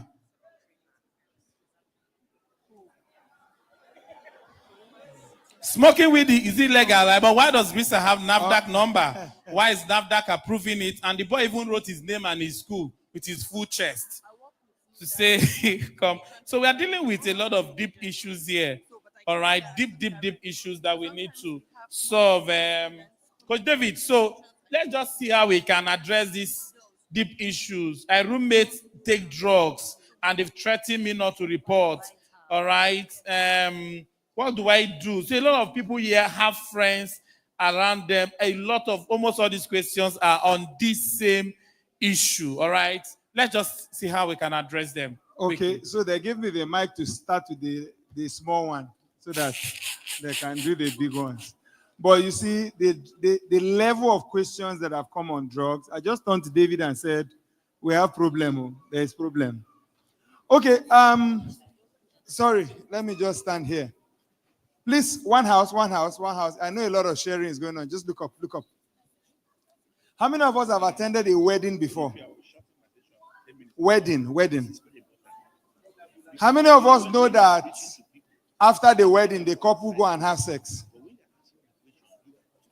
Okay. You know why they boldly invited all of us to the wedding? Because what they want to go and do afterwards is allowed to be done inside marriage. I was a near victim of this homosexual matter. A story I have not told a lot. I was so young, Ajakuta, Kogi State. The boys came, they were naked. 2 of the 4 boys involved were twins. They say we should do. I'm telling you, I had zero education on the matter. I had never heard of it. Yes. They say since we are young boys, who's gay, we agree. Yes. I was 13 at the time. I was living with a Muslim uncle. I was from a Christian family. So it's not like I was being taught either by my family or by what he concerned. He doesn't even know what we're talking about. Are you understand what I'm saying? But somehow, I believe God I just told them, I don't think. I mean, erection was flying everywhere already. It's not, do you understand what I'm saying? You will ask the question as honest. I need to talk to you as honest as it is. So there was no education. There was no talk of his gay. There was no name. It is enter somewhere. Twins, 2 of them were naked already. Throwing erection around. Hello. Anything you are not proud of, do not do. Finish. Because there is no end to which one will say, do, don't do. Anything you cannot come home and say, Daddy, I was with my friend, anything you cannot come home and say you did, don't do it.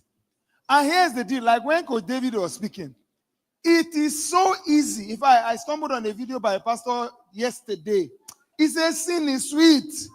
He said, if the one you say is sin was not sweet, you need this sin. Because some of the congregation say, no, not all sin. Sin is sweet. Do you understand what I'm saying? So, but anything that you cannot boldly say in public, this is my wife. We have 3 children. It's not by fasting. It's by doing something. Do you understand? I'm saying it boldly. There's no shame in it. It's my wife. I marry her. Do you understand what I'm saying? How can I start liking Coach David? Am I mad? They'll come and say, actually, Coach Wendy, me and David, am I Bob and am I risky? Do you understand what I'm saying? So anything you cannot, because you know why I'm sounding like this? Those of us sitting here do not even know the end of the things you will be offered. It will come in different shapes. It will come in different ways. It will come in a way you have never been warned. But anything you cannot be proud of, to go back and say, I did it. And let me close my intervention by saying, I was preaching somewhere. I told people I'm a preacher, so I always give a preaching example. I say anything you cannot join hands together and pray before you do.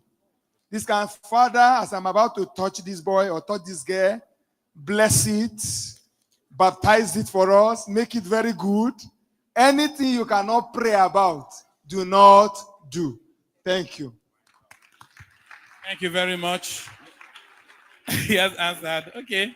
Coach David, let's take some of those questions. The one asking, are there advantages? Why is there NAFDAC number in some of these things that are illegal? Okay.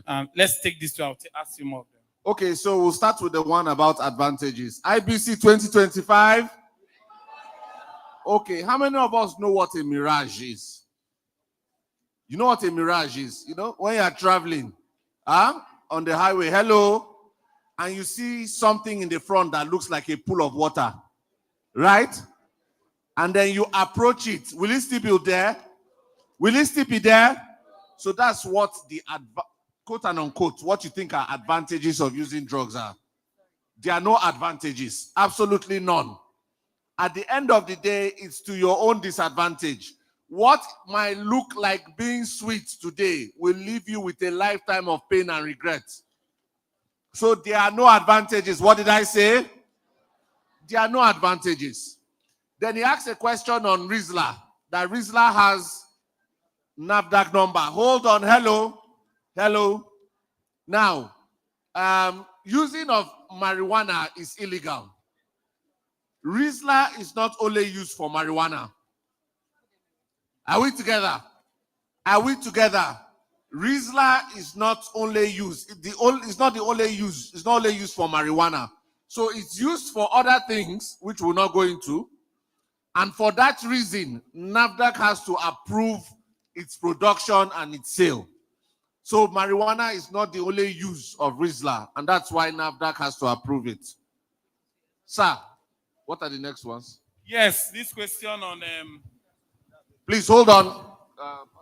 Okay, if you have pharmacists here, you will know that a pharmacist is actually licensed to deal in poison. The reason why some of these things have taken over in this country is zero to little regulation. For instance, you are even mentioning, I don't even know what that is, Laisha, but even what we call codeine, and these are medication. They are supposed to be prescribed drugs that if you do not get prescription from a doctor, you cannot deal with it. So some of these things you are seeing is not that NAFDAC gave approval for it to be used on the street. It is an approval for a professional to recommend its use. That's why it's called drug abuse, because the drug can be used under prescription that a doctor says, use this for this and that.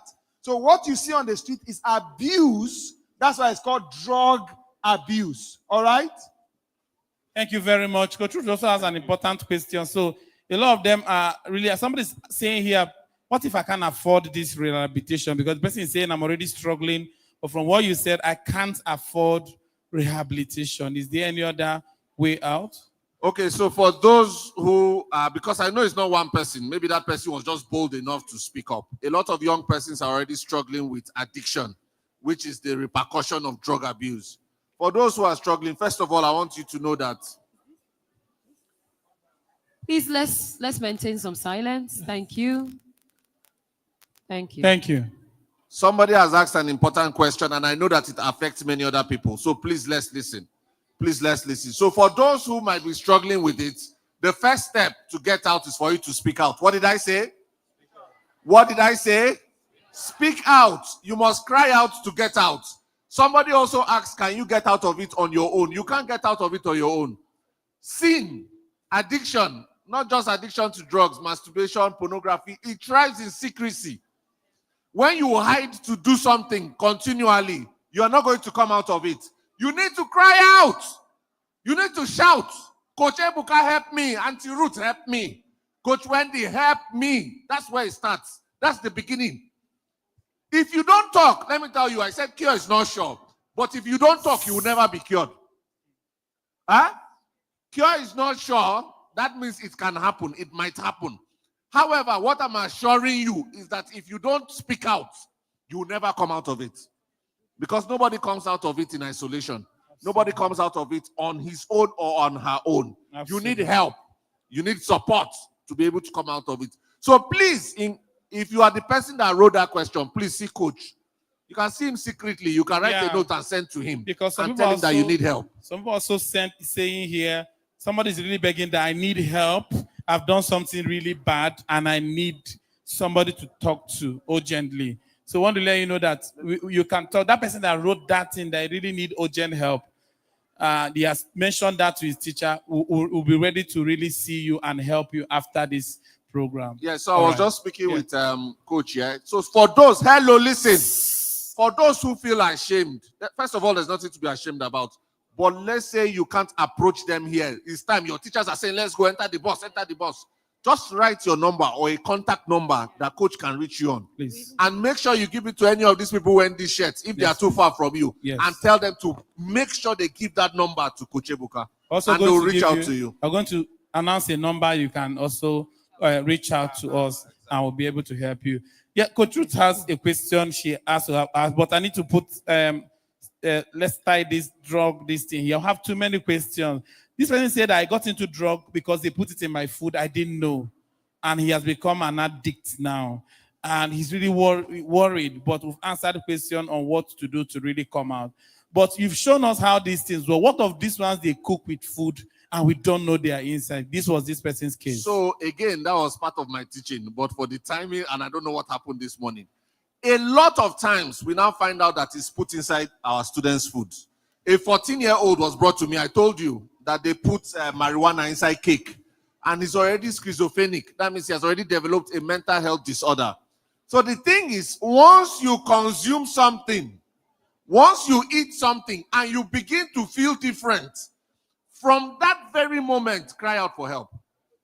You drink this Mirinda you are drinking now, and you are beginning to see Coach Wendy as very black.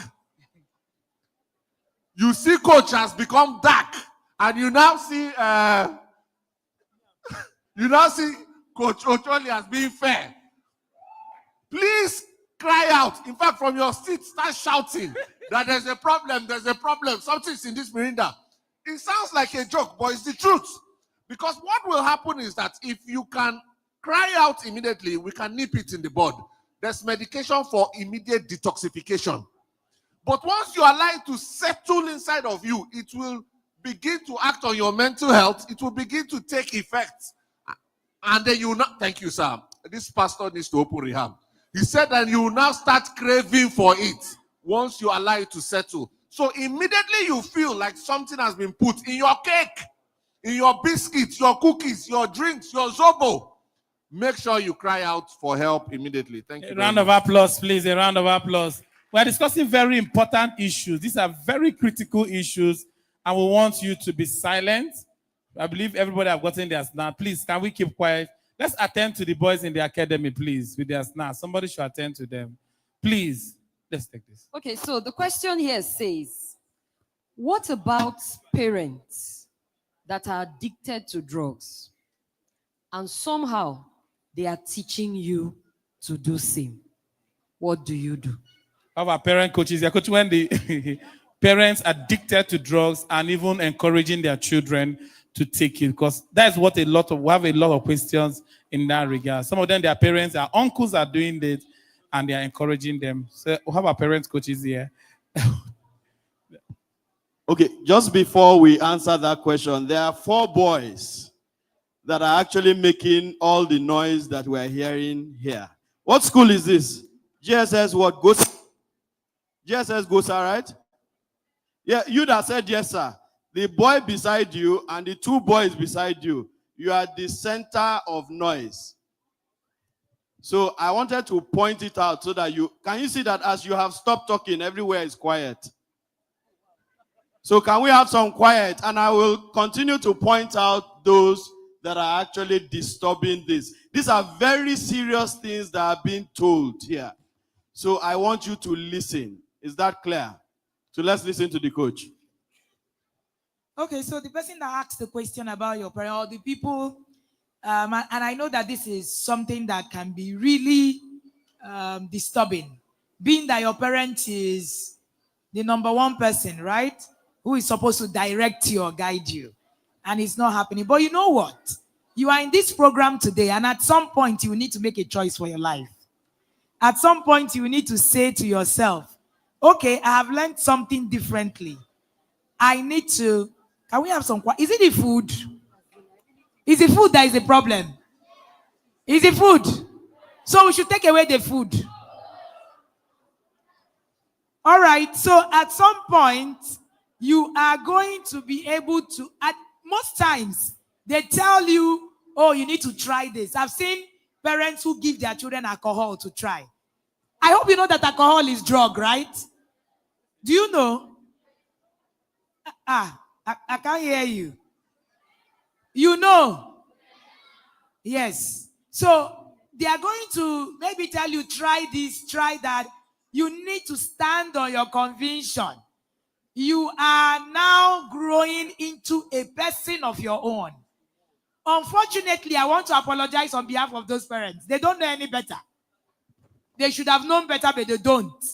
And since they don't know better, you're hearing now, you're going to carry that responsibility and begin to make your choices and begin to say no to some of those things that your parents are saying to you.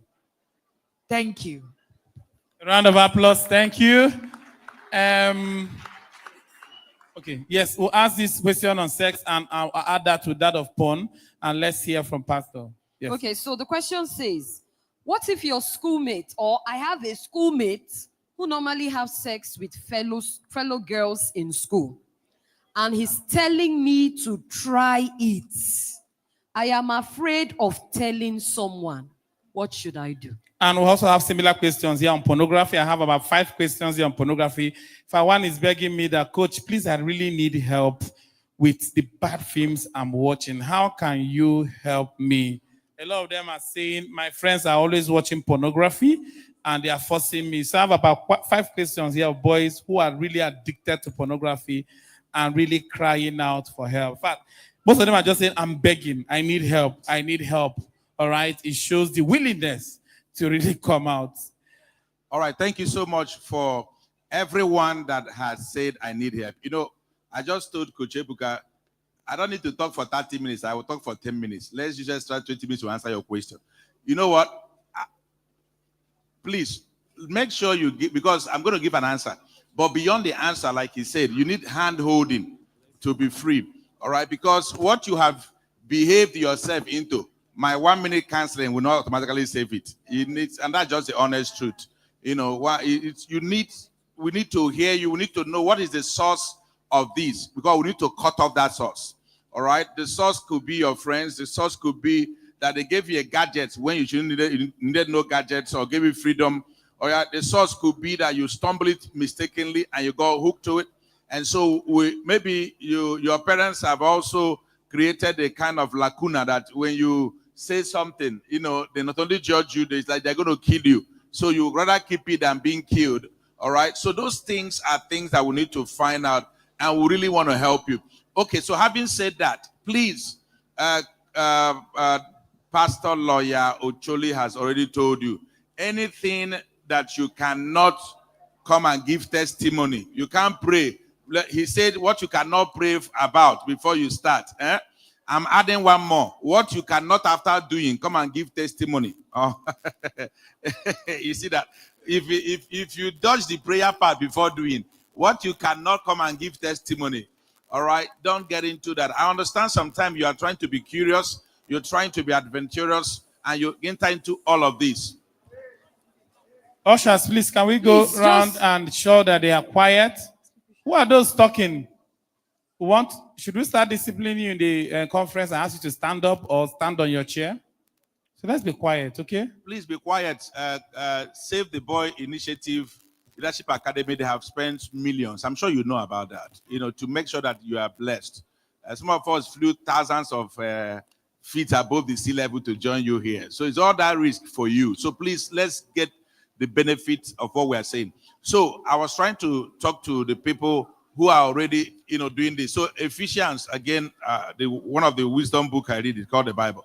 All right. 4:8 says, whatever things that are not of good report, whatever things that are this, whatever things that are this, whatever things that are this, that is what you go to. So when somebody is involving you in that, you know, let's assume that you have no knowledge about it. Like, you know, Pastor Choli said he had no knowledge that is what it's called. It's called gay or lesbian. Like the girl telling you, please, all right, let the lesson. Don't say my father did not teach me. My mother did not teach me. You have Father Ebuka. You have Father Kunle. You have Father David. You have other fathers. You have to leverage from the knowledge, okay, from other fathers and take the right decision. So please, what I'm pleading for is, please, those people that say I'm already in trouble, we are here. We are here. Make sure that, please, if you can give us your name, beyond here, 1 week, 2 weeks, 1 month, we are going to work our best to see that you are free. Because the reason why we are doing this is not just to, you know, fulfill our conscience that we have done. We want to really see reformation. All right. So thank you so much. So please use that as a guiding principle. Last year, I thought about value systems, things that will impact your future. There's no need for you to for you to be very, very great, and you allow value system that will not allow that greatness. So let's take the next question, and would like you to please meet us to sort that out. Thank you very much. Say a round of applause for our speakers, please. This is very crucial. Somebody said, I want to be a king, but I don't know how, because I came from a very poor background and I don't have even people to pay my fees. So how can I be this great? And somebody's asking that, even asking that you talked about greatness. How do I escalate into higher greatness?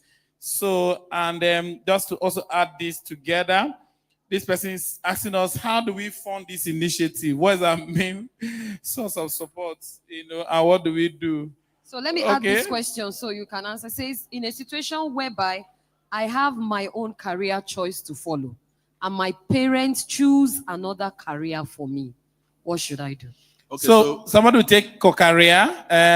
Coach Wendy will take career. Okay, career. Parents, yes. Okay, somebody will take on academics. This person is saying, I'm a king, but I came from a poor background. I don't know what to do. Coach Kule will handle that. Somebody will take on, two people are asking about maths. I don't understand maths. I'm really struggling. Who is the mathematician here? I can help you. Okay, can help on the mathematician. That is you, sir. And then, which one did you ask now? On career path. Okay, career path. Okay, so for mathematics, I will say something. I hand over to Coach Wendy. She has a story, then she continues for her own question. You see, let me tell you, maths. I finished maths WAEC 40 minutes before others in WAEC. But I have not always been a mathematician. I got to a point and just told myself, you know what? I need to understand this. And I realized that maths could actually be the simplest subject.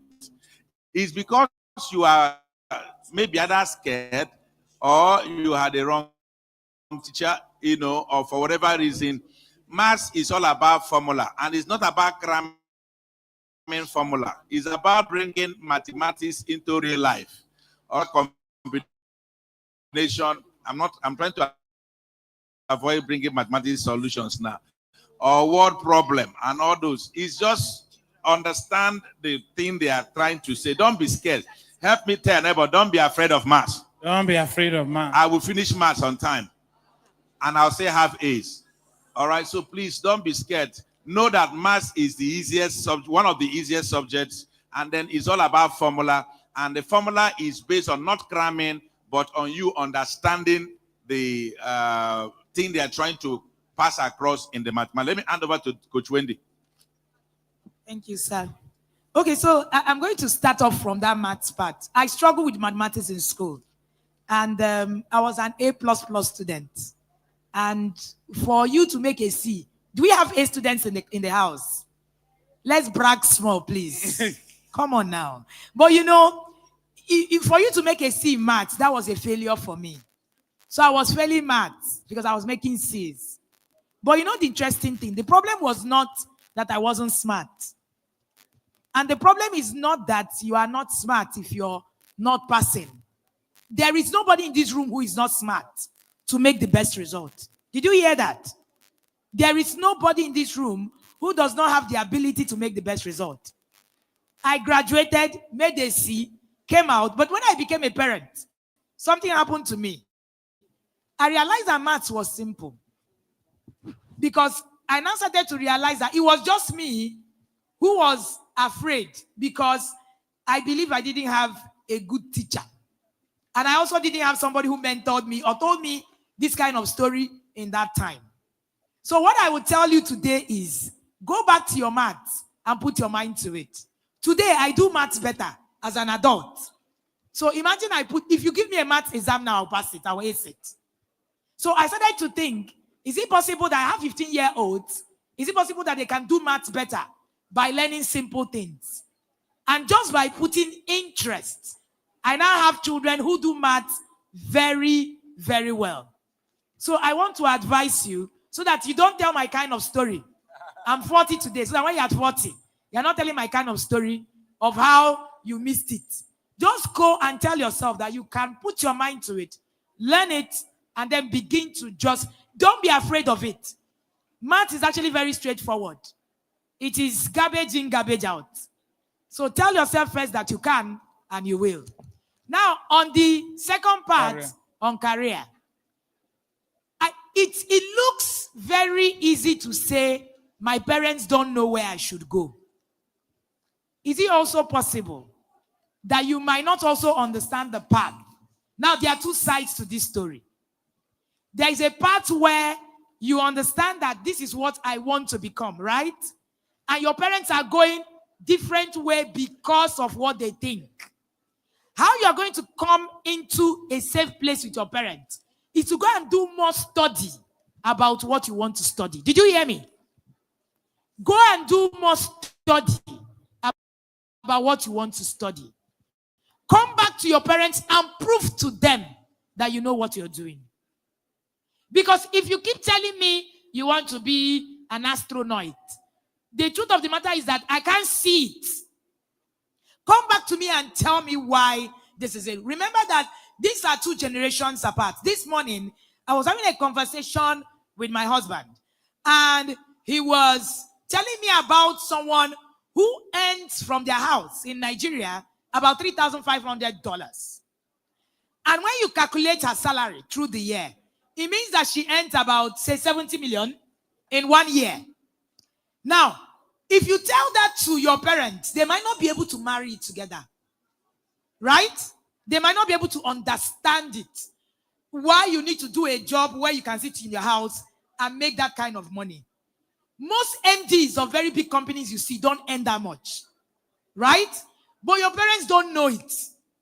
Because that MD is going to fall into this place feeling that, oh, that's what all the career is about. But there is a generational gap. So take your time, do the study, come back to your parents and say, this is what is happening now.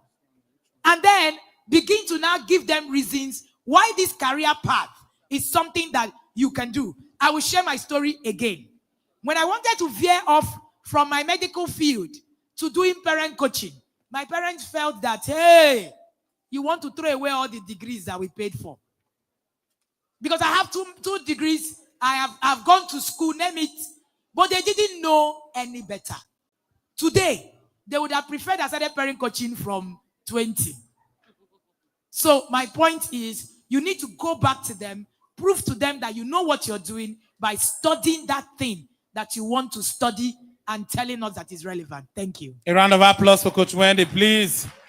Thank you. We'll take, they ask you a question, they will take the last question for the panel.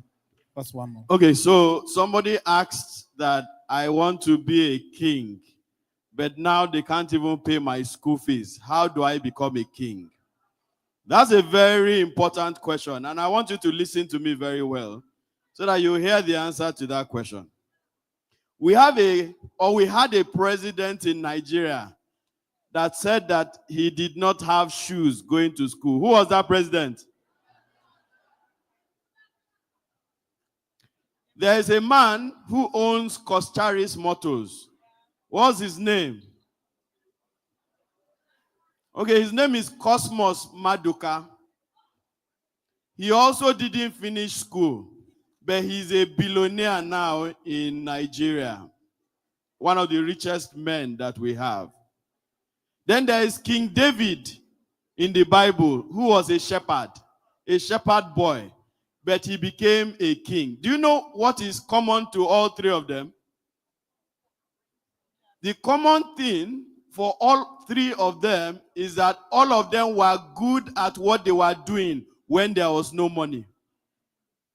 Goodluck Jonathan was good in school, became a lecturer, became deputy governor, and became vice president, then president. Cosmos Maduka was so good at selling akara. Very, very good at selling akara. Now he's the sole distributor of BMW, Rolls-Royce, and all the big cars you have in Nigeria. David was so good as a shepherd that even when beasts came to eat the sheep, he was able to kill them. He became king. The way to become a king is not to have money. The way to become a king is to be excellent at what you do. What you are doing now is that you are in school right now. Ensure that you are good at what you are doing. Don't be too worried about tomorrow. Be worried about today first. Do well today, and eventually you will get your future that you are looking for. And that's the simple answer to the question. Thank you. A round of applause. A round of applause. So just take one last question for Coach Ocholi. And Coach David, all your questions, a lot. One boy just begging you here. Coach, please, I'm into drugs and I want to get her. Say, please help me. A lot of them are saying, begging, please help me. But we know that help has come for you today, even by the things you are hearing. It is well. Okay, so the question here is really touching. Please, let's listen. So he says, there is a woman asking me to have sex with her, that she will pay me. Money. What should I do? So a lot of boys are add to that, asking this question. A lot of boys have been, having women, older women, begging them for sex, for money. Somebody says into gay porn. And one of them also shared that a senior in school is always asking him to put, he's always putting his penis in his mouth. One of their seniors in school. So these are really, really difficult and tough issues for these boys. All right, one house. Thank you, guys. Can we listen, please? Hello? Okay, thank you for being very honest. And let me say this, you are just getting inducted into the reality of life. There's not so long ago, I had to say that one of the things we have not taught boys is how to handle female attention. So we have a way of, once a woman just flashes attention, we collapse. This is your induction. It's just starting. You may not be a Christian and read the Bible, but there is a Bible story of Joseph and Potiphar's wife. And the story is very simple. Every time something below you asks you to engage, it is trying to keep you down. If Joseph had slept with Potiphar's wife, maybe the highest you'd have become is the little favors you'd have enjoyed in Potiphar's house. There are times that what you suffer is a good reward and not punishment. Joseph ended up in prison. But the prison was his path to being prime minister. Because Pharaoh was going to dream a dream and need somebody to interpret the dream. All the things you will be offered, we offer instant result and gratification. That money you will get. But I also did a statistics recently, very honest statistics. And I can even compare the people sitting here with that statistics. Some of you are old enough, so I'll say this. What they call hookup and runs girls now, for example, is so common. I did a little maths. Before you find one that in human language succeeded by trading their body, before you find one, you find 1 million that are useless. A girl was speaking to me once. That her friend she was referring to had died at the time. They were into all those things. She said they knew the day she slept with this particular man. She said everything in that girl's life changed. Once sickness started, the medical science could not understand. She will go everywhere. All the tests will be negative. She died from it. Sometimes the people offering you stuff are not just offering you sex. They are offering you fetish things that you don't know. They want to take something from you. So very often, you don't know the transaction involved. You have no idea that this is not just sex, it's a transaction. So you can take it from the moral lesson to the lesson of the unknown. You don't know what's at stake. So it is safer. Somebody told a story, and I love the story. He said if he gets to heaven and realizes that all this Christian thing we are talking is not true, he said it is still safer for him to live the life he's living. Because there are some things that you are not bothered about because of this life he's living. So he said he will not regret anything if he gets there and realizes that this thing is not really true that we're saying. Because the life he lived was a safer life. Somebody, during my NYSC, do you know girls were borrowing urine? Because when you arrive at NYSC camp, they are testing everybody for who is pregnant, who is not pregnant. Because some people had sex before they came. They could not trust their own urine. So they are going about borrowing pee-pee. Can you piss for me? Do you understand? There are certain things you do in life, you will lose your confidence. So imagine coming to camp, I beg, piss for me. Because they could not urinate for test. So what am I saying? I took all this time to say, my brother, I don't know if you watch those, there was one video one time, and then they rush us, and then they chase us. See, if you succeed small in this life, small, don't even succeed plenty, small, you stop looking for women. Women will follow you. See me as I find like this. You understand? Offers. Left, right. Get used to it. And get used to saying no. All right? If not, you will get offers. So take this as your rehearsal for the level of no you will say in this life. One more example, then I'll stop talking. A medical doctor in this town, no be joke. He was sharing story of what they were facing. Say different people will come. Find girl. You know, hope you know there are two levels of temptation. There is girl that you just like because the one you like does not give you attention. Then there is girl that you like her already. Then she came and offered herself. So this medical doctor in this town, say some people will come. They will choose. They will not see any other doctor. It must be. You know when your temptation walks in, this girl is fine. Everything is fine. They say, doctor, see where he's doing it. She open breast. Here. And nothing's wrong with it. He says several of them will come. They will make sure that their problem is a private part problem. Hey, doctor. Hey. Do you understand? So if you do not learn today to say no, you will not gather the strength to say no when your temptation is the one tempting you. All right? So this is your rehearsal. Learn to say no no matter what happens. If you have to run, run. If they hold your clothes, tear it.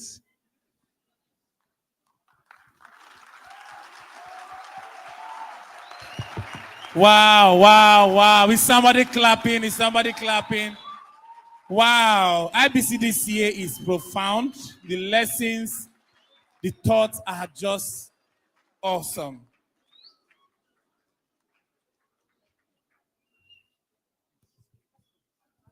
Thank you so much. As in, the message we have preached in this panel discussion is a lot.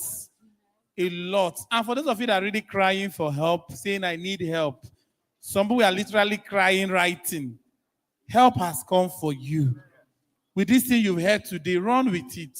I'm going to give you a number for those that are really struggling that can reach out. It's just that most of you don't have access to maybe gadgets. If not, we don't mind doing drug class.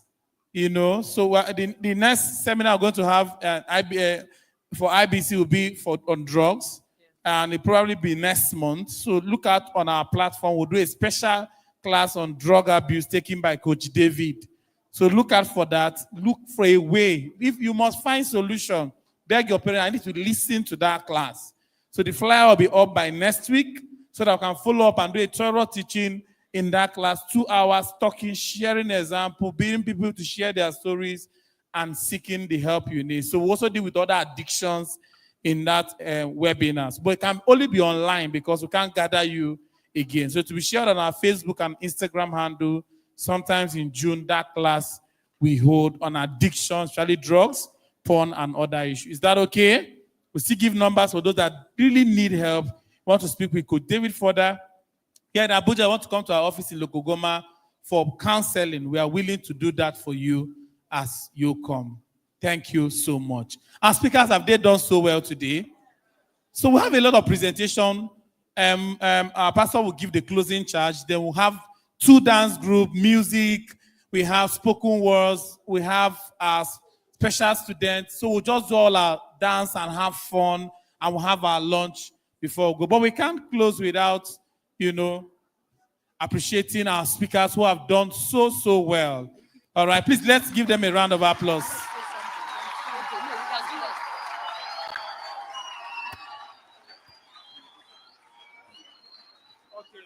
All right, so we're going to present that to them and take a picture with them. But we know they have their final words to say on this panel. All right, and from Coach Kunle, what's that final word they want to leave with the boys as we close this? Okay, so boys, I'm happy that you are here today. But one of the things that you want to do as you go back to your school and then as you speak to your parents next is to tell them that if you are not already part of the Boys Leadership Academy, please tell your parents you want to join.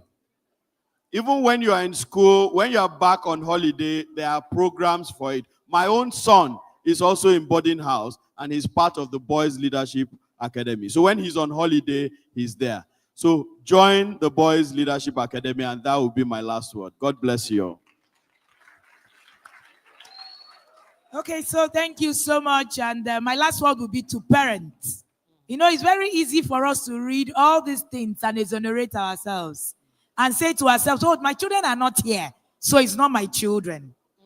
The sample of the questions we read here today is the result of our parenting, whether you agree with me or not. These are the things your own children are battling with at home. Yes. So when we say that you should stand up and be a voice, that's what we're talking about. Please, dear parents, stand up and help your children. Your children are going through a lot. Your children they are confused. There are books that Coach David have on drugs. Sit down and read them. Know exactly what to say to them.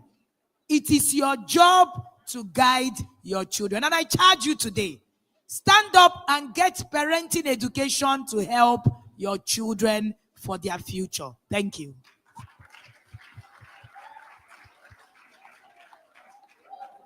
All right, so my two last words. Number one, I think, Coach Ebuka, you also need to do one.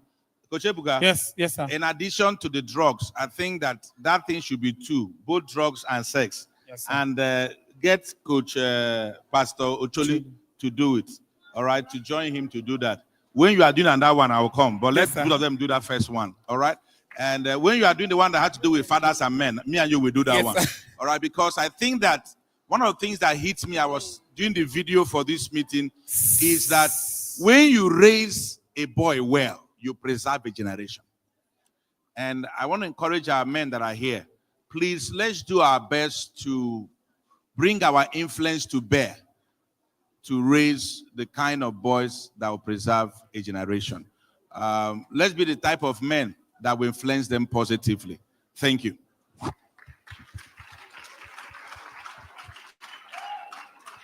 IBC 2025. Reformation. I can't hear you. IBC 2025. Reformation.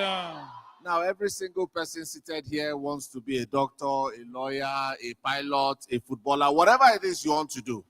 My last word for you today is the decisions you are making now as young boys is what is going to determine if you are going to achieve those dreams. Are you listening to me? Those dreams are not going to come by luck. Those dreams are not going to come by. Those dreams are not going to come by. The decisions, the choices you make today is what will determine if you attain those heights. Please, let's be very cautious of trends. Let's be very cautious of trends. Don't follow every trend you see. Not everything you see your colleagues doing that they learned on TikTok and other social media platforms, you start following. Don't follow everything that you see other people doing. Make the right choices today to safeguard your future tomorrow. I look forward to seeing you at the top. Put your hands together for yourselves. Thank you so much.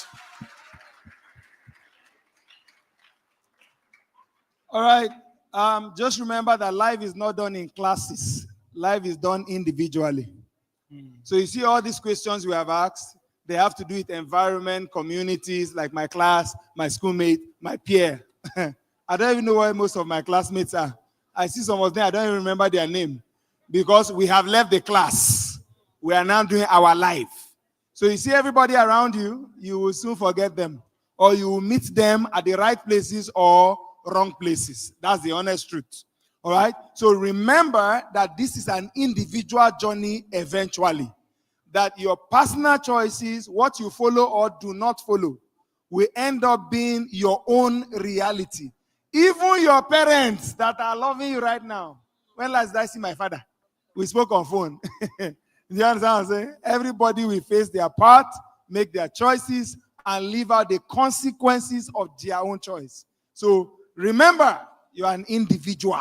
Last.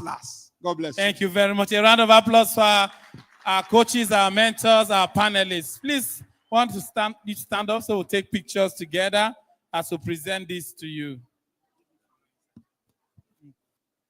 Let's do this. Thank you, sir, for coming to I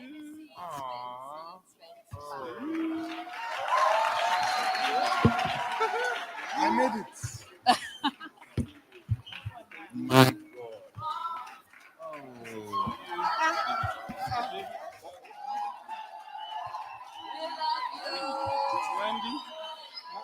I made it.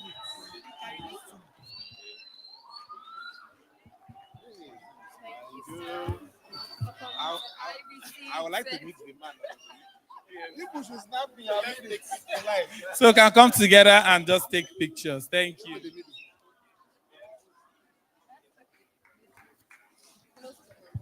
Like my mother.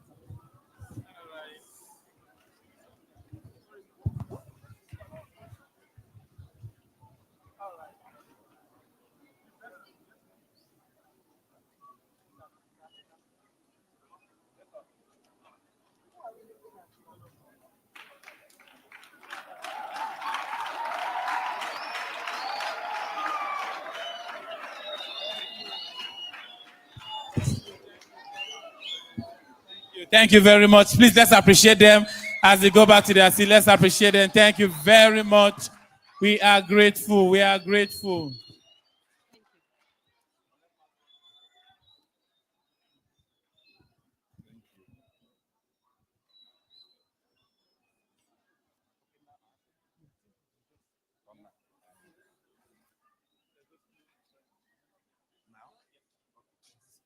All right. Thank you very much. We've heard a whole lot today. I'll be taking that closing charge as we hear from Daddy Osiri, who's taking that closing charge. And then we'll just go into our presentations and have fun, a lot of dancing, a lot of gifts to be won. See these cartons of Indomie here. Some of you are going back with one carton, but we want to know who is going back with one of the cartons.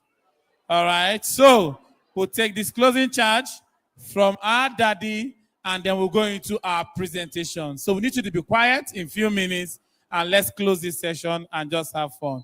Our daddy, all the way from Port Harcourt, came for us. Would have read his bio. We need 10 minutes to just see that bio. But let's celebrate, please, our Pastor Wisdom Osi. Please celebrate Daddy. Thank you very much.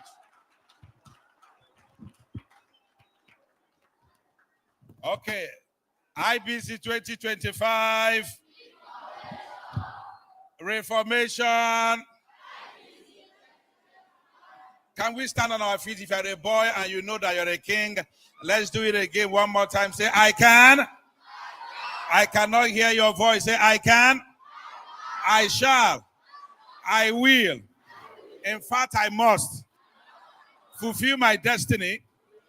For all that I need is already provided. One say is already provided. I am too blessed. I cannot be messed up. No matter my background. Oh, the way you are saying it. Say, no matter my background.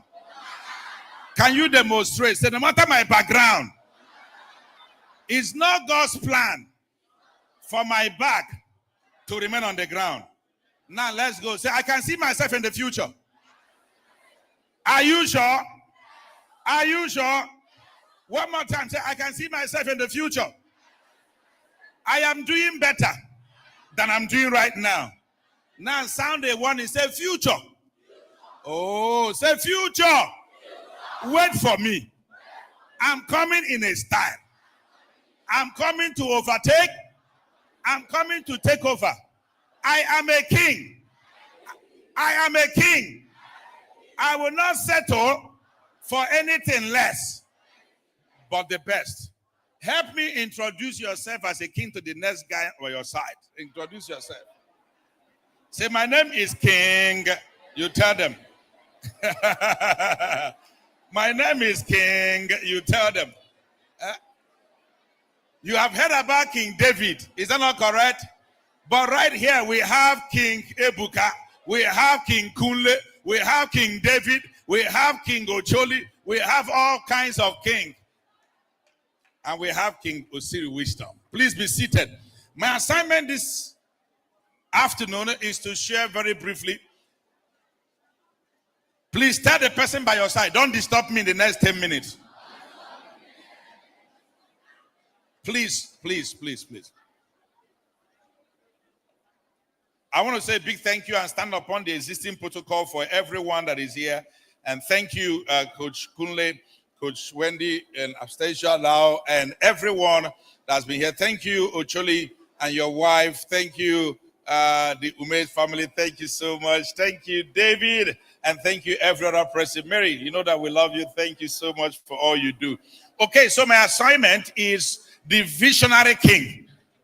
Not just a king, but a visionary king. Please, all eyes closed. All eyes closed. I want to show something about vision. Whilst you are in this place, is it possible for you, don't answer me, to see your house? See your house, where you came from this morning. Can you see your house? Can you see your bed? Can you see your classroom?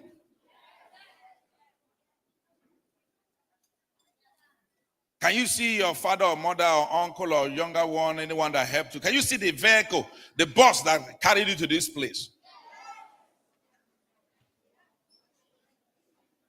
Now you can see those things because they existed. Please let your eyes stay closed. But there's a kind of thing that you need to also use your eyes that you can't touch. It's called the mind of your eyes or imagination. I want you to see the next 5 years. Obviously, you will not be here now. The next 5 years or 10 years or 20 years. Where do you see yourself? No. Your eyes should still be closed. Don't answer. Don't answer. Don't answer. Don't answer. Don't answer. Don't answer. Don't answer. Don't answer. Okay, so now in 10 years or 15 years, you are married. What kind of wife do you want to marry? Okay, so now I say your eyes should be closed. Don't look at me. You are married. You are not living somewhere. Which kind of house are you living? Is it a type Coach Ebuka is living in a powerful duplex, or you are living in a face me, I face you house? What kind of house? So you wake up this morning. Are you still with me at all? So you woke up this morning and then you drove to this place. In 15 years' time, you're going to drive to this place, or in a place we are using for the next IBC in 15 years' time, maybe a stadium. And you are driving. Will you come with your private car, or you are going to come with keke?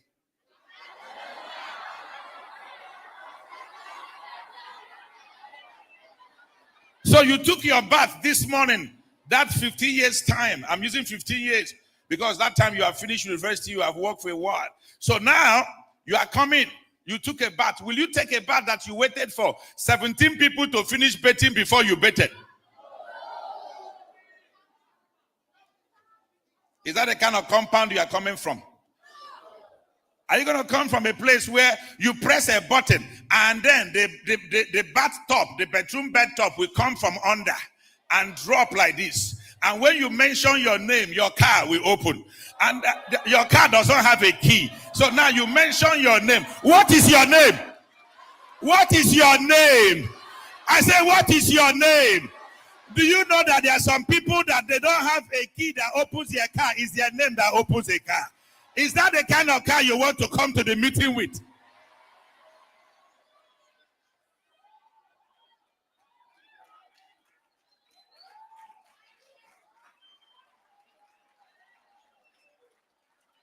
What I just did now is to help you to see beyond today.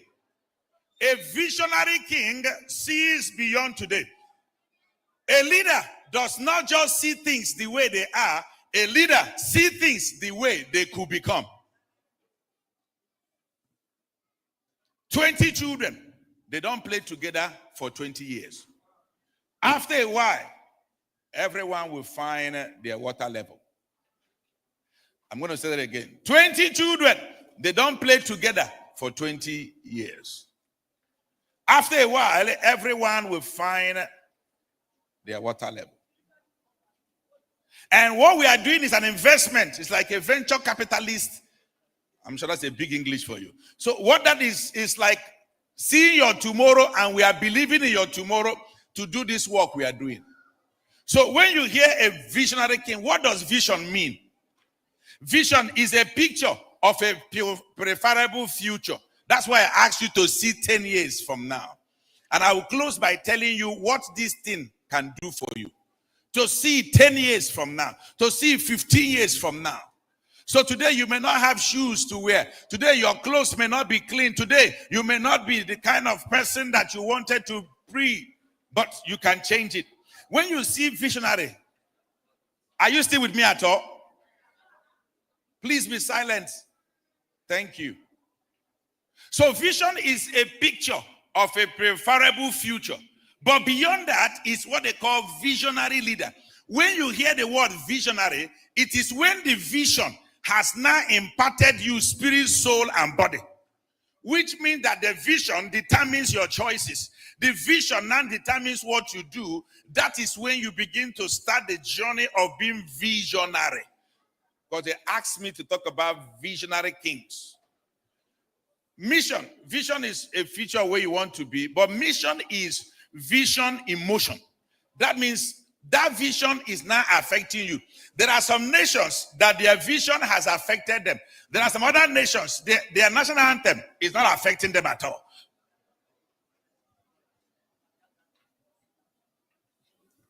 Many years ago, as a boarding student, I went to see my father, and on a Saturday, I came on a Friday, Saturday morning, we wanted to take tea. And then my father had to send someone to buy picnic those days. And then, but Lipton, but bread, and I took, but I don't just know. Something hit me. And then I asked Dad, my dad, so you didn't have milk, you didn't have all these ones in the house. You had to go and buy for me. Then he laughed. He laughed. He said, my son, I have drank so many milk in my life. I'm not interested in drinking. He lived up to 90. He died 8 years ago. He said, I have drank so much milk. What is important for me now is that I want to make sure that you understand that you are the next building I am building. My small brain, teenage brain, couldn't contain it. Coach Kunle, I couldn't understand it. He said, when you go to school, you are not going to school for me. He said, I want you to know that you are going to school so that you don't become a liability to yourself and to other people. You know, sometimes we try to do things as though you are doing it for your parents. Help me tap your neighbor, say, if you do well, you do for yourself. Your parents and others are just beneficiaries. And when he made that comment, the thing hit me, and then he told me something. He said, I'm not waiting for you to come and take care of me and my wife. I have enough to take care of me and my wife. I felt that he was not praying a good prayer for me. And honestly, he took care of him and his wife today. Anything you gave him was extra. Even if you didn't give him, he had enough. And that was the day I became a little bit more visionary. I realized that, see, this life is now in my hands. What I make out of it. He said, I have built house here in Aba. Our house used to be the first 2-story you see in my village. My father was fairly a wealthy man. He tried. He had 8 children. He trained all of us, and he used to brag. He said, any level you want to study to, tell me. I'll just have the brain, I have the money. Now I have 3. I don't know what I can tell them like that very boldly. So you don't think that he's a poor man. No, he wasn't. But he said, I have built houses. So that you are the next house I'm building. Help me tap your neighbor. Say, what type of house do you want to be? Can I give you option? Do you want to be a mud house? Do you want to be a thatch house? Do you want to be a house made by zinc and wood? Do you want to be a bungalow? Do you want to be a duplex? How about a mansion? How about a skyscraper? Can I have all the skyscrapers rise on the field and say, I am a skyscraper building? But you see, a skyscraper building, 60-story building, 100-story building, the foundation of that one and the one that is a mud house is not the same. Please be seated. We are talking about building a foundation. So 5 things I want you to know quickly in the next few moments I have. 1 is that if you are going to understand that, so I've talked about what vision is. I've talked about what visionary is. Now, who is a king? A king is a human being that has a domain that he's dominating. So you have, when you hear kingdom, kingdom simply means the domain of a king.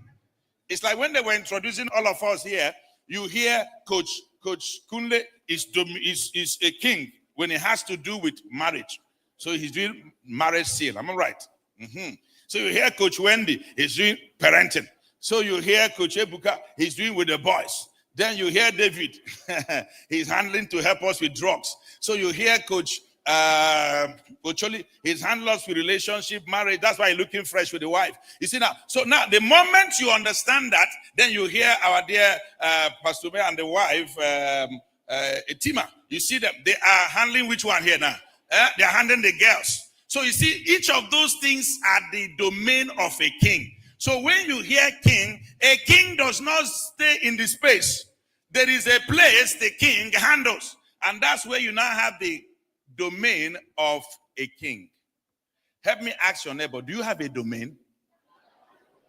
What did the person say? He said yes or no?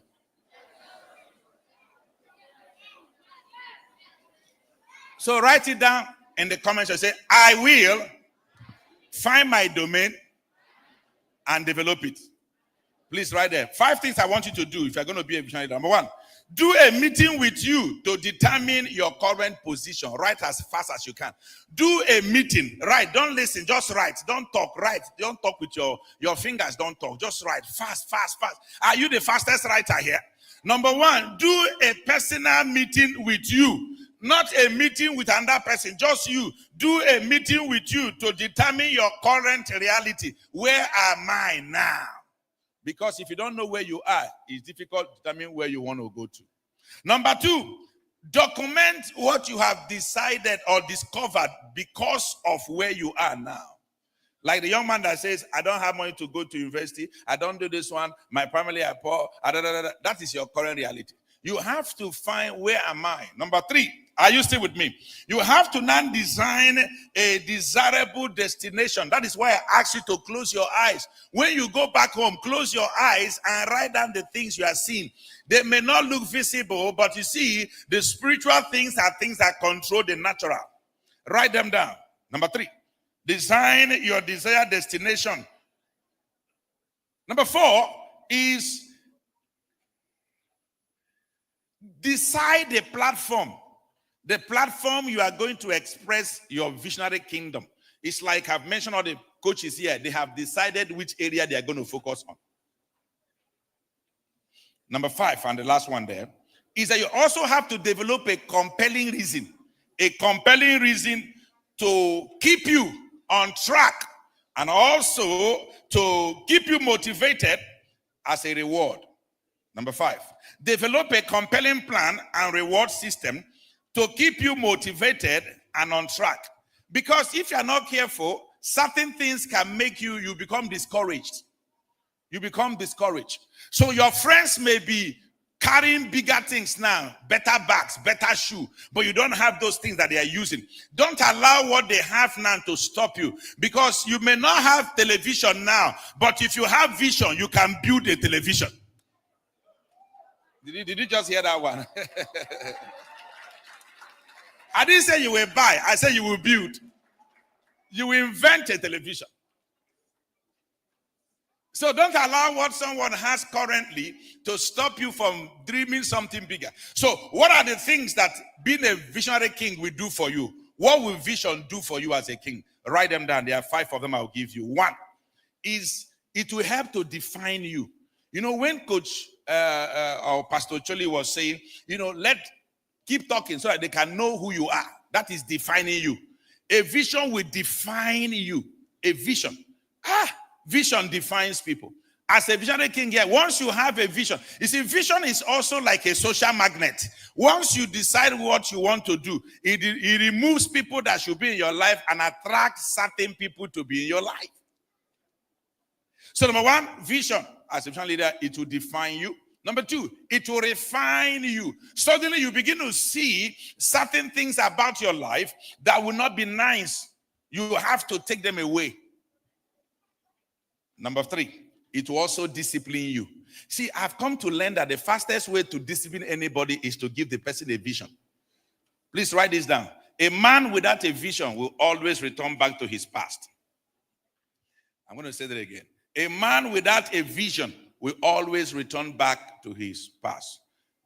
There's a study, and that's what David was telling. If you heard his story, most people that are into drugs or any addiction or anything, police people always trace them back to where they were before.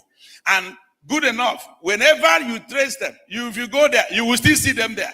Because a person that does not have a vision will always return back to his past. So what vision does is that vision breaks your past and gives you a picture of a possibility that you should pursue. So when you have a vision, you will naturally discipline yourself. Last year, I made a choice. I was bigger like this when I came last year. So last year, I made a choice. I read something that as you grow and you become more impactful in life, energy management becomes more important than time management. So I realized I need to manage my energy. So my eating changed, my sporting changed, even my hairstyle changed. I'm trying to gain energy for what I'm doing. Because if you're a weak person, bodily weak, forget about impact. Because you'll be looking for people that can even help you to be okay before you can make impact. So you have to know that give a person a vision, the person will naturally discipline himself. Help me touch a boy. Say, give a boy a vision. He will naturally discipline himself. Why will Pastor Choli not follow those fine girls that are talking to him? Why will he not follow him? Because those fine girls, they don't fit into the vision. It is not the girls disciplining him, it's that there is something bigger than him that disciplines him. It's called vision. Vision is a natural discipline imparter. Once you capture somewhere you are going to, that's what the Bible says, Jesus, for the joy that was set before him, he now endured the cross. So you have to have a vision for where you are going into discipline. That's why children, they don't go and be playing draft during exam. Number 4 is that vision will help you do what is called a relationship reevaluation. It will suddenly determine that there are some people that will no longer be your friend. You have to change it. Like I said, 20 children don't pray together for 20 years. And finally, when you have a vision, what happens is you become a person of impact. Let's mention the 5 things I mentioned again about the rewards of vision. Number 1, vision will do what? No, please rise on your feet. If you heard what I say, we are closing. One more time. Vision. What are the rewards of vision? Vision, when you're a visionary leader and you are trying to be all the best you can. Number 1, vision will do what? It will do what? Define you. Number 2, what will vision do for you and reward as a king? Correct. It will refine you. Next, number 3, what will vision do for you as well? Discipline you. Yes, all this discipline that Coach Ebuka is talking about, the thing that will make it, even when Coach Ebuka is not there, is the vision that he's able to impart into you. That vision can discipline you beyond what mommy and daddy can do. Number 4, what will vision do for you?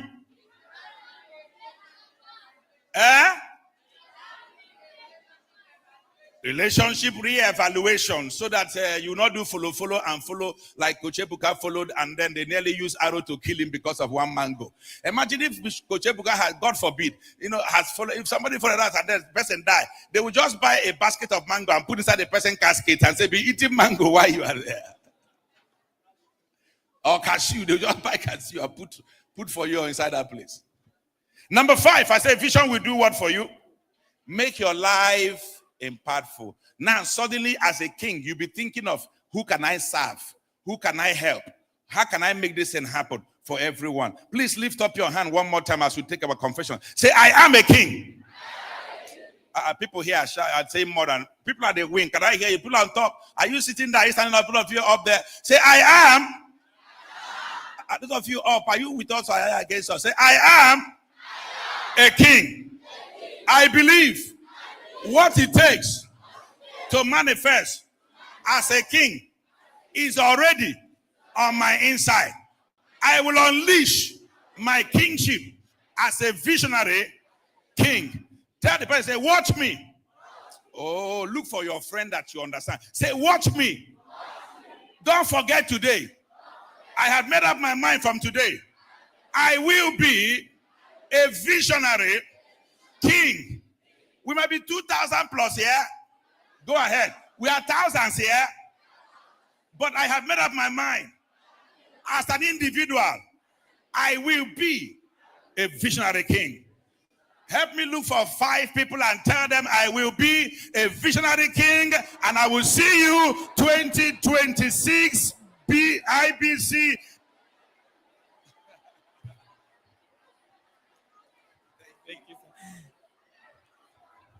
IBC 2024. I can hear you. IBC 2024. One more time. IBC 2024. What do we say to our daddy? A round of applause. And please take your seats. What a day. It's been back to back, and we are done with our teachings for IBC back to back, back to back. Thank you, sir. That was profound. So this is just almost 1 p.m. So we'll have 1 full hour for presentations, games, and fun. And in a few minutes, your lunch will be passed to you.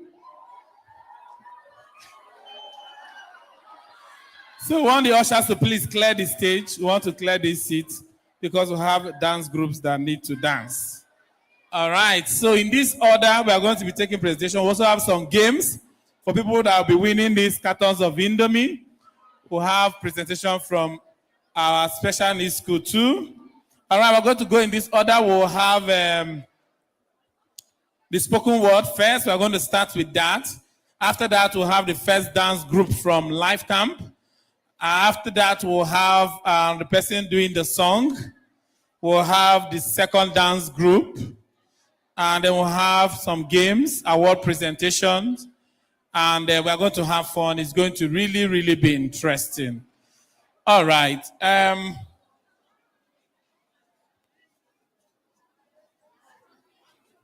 All right. So you need to pay attention as we have fun. So it's been a great time teaching, learning, sharing. Have you learned something today? And will you go back with it? Are we going to see reformation? Amazing.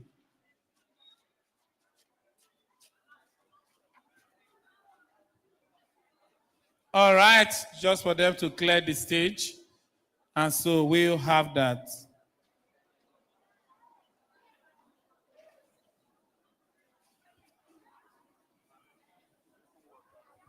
All right, and so I'm going to start with the spoken word, and let's welcome Mr. Barrell. He came all the way from Makurdi, all the way for this. Let's appreciate him, please. All the way from Makurdi. Media, please also get ready with the impact story. We have hundreds of boys joining us from different countries around the world, watching us live since we started at 9. Please, let's celebrate them. Thank you, Kings, watching. And all the boys in the overflow. Thank you, too. We have a screen and seats there. I want to do our best to see that we are in the velodrome next year where we don't have to have overflows and all be together. It's going to cost a lot, but it is possible. Please, let's welcome Mr. Barrell. All the way from Makurdi, please celebrate him.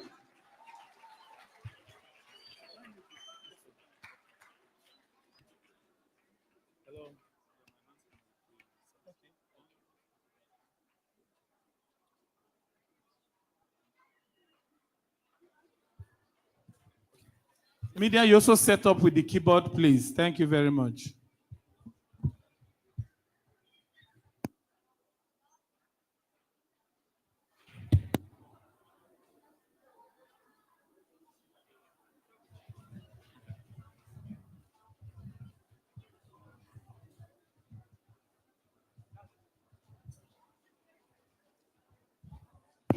Hello, boys.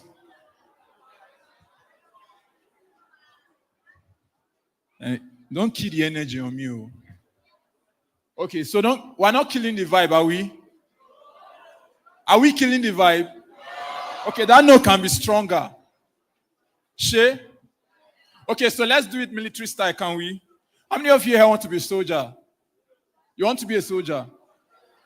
Hey, nice one, nice one. Or any military outfit. You want to join the Navy, Air Force, Army, correct. Okay, so right now, right, all of us are going to be in the military. Can we stand up? So you reply me military style, all right? Just the little elementary military call and response that I know, all right? So when I say, hello, boys, you say, sir, yes, sir. When I say, are you motivated? What will be the reply?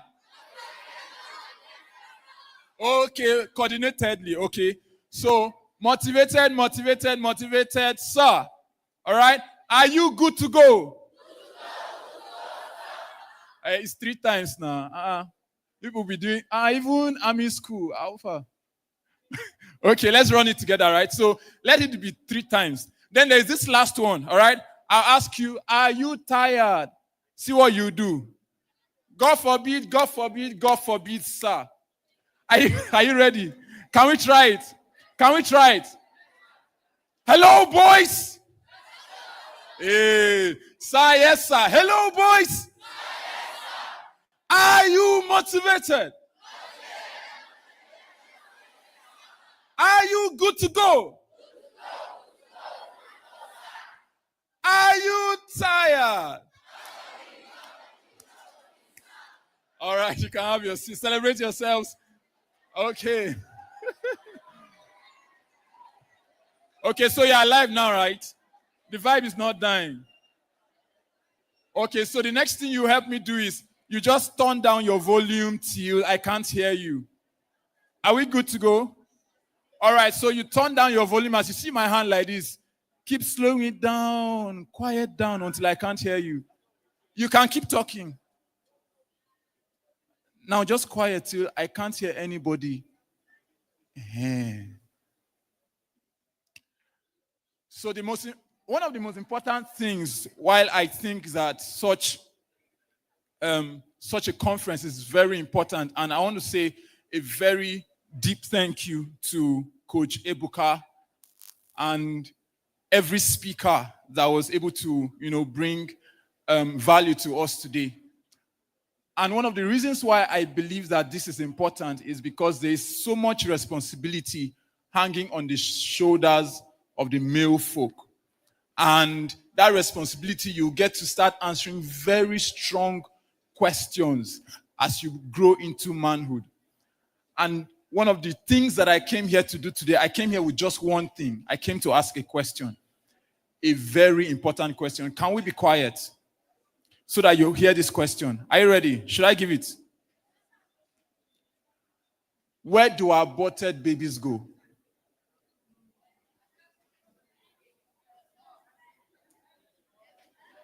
Heaven, Abi. Me too, I think it's heaven. But how do you know when you've not been aborted? The reason why you're seated here is because you were not aborted. So where do aborted babies go? Listen. Do they cry in their sleep and wake up in heaven where they came from? How will they even cry? When they are still minute tadpoles clinging to the mixtures of the inner belly. How did they even get aborted? I mean, how did the mother feel? Did she suddenly feel like some life just left her? Or did she feel suddenly relieved like she just took anti-liver salt to ease herself of the stomach ache and the headache that kept plunging her head, and she walked the streets heavy, her head pounding with anxiety, and she just couldn't come to terms with, I have a baby. So it was risky, but she did it. Flushed out a life to flush out her shame. Drowned out a child to drown out her fears, but I hope the nightmares don't kill her now. Because yes, she flushed out that baby, but no, she couldn't flush out the regrets of the past, the old memories of her hanging on the cold walls of her heart. Hope she can erase that too. Erase all the pain of regrets and all the mistakes done in the past. Because yes, human beings make mistakes, but no baby is a mistake. So if you are seated here in this room and you came out of a mistake, it's important for you to know that you are separate from that mistake because your parents did not form you, God did. He looked right into the darkness and he breathed in, let there be light, and it was neither the sun nor the moon, it was you he meant. So no baby is a mistake. Babies are gifts from God, and what you do with a gift is you keep it, nurture it till it grows up to become someone you'll be proud of. So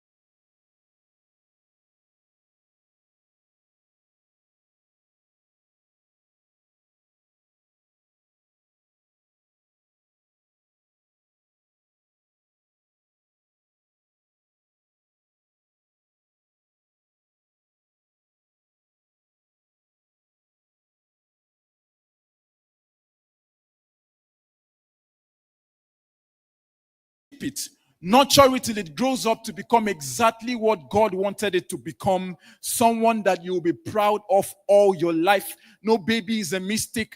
Babies are gifts from God, but where do aborted babies go? Maybe you would know where aborted babies go if you can tell where aborted dreams are. This poem is not about abortion. This is for the boy child. The boy whose joy is to look away from today and look right into tomorrow and see the beauty in it. You see so far that thus far nothing deters you. Every time you sit alone in your room, there is enough room in your mind to capture the picture of the future, your own future.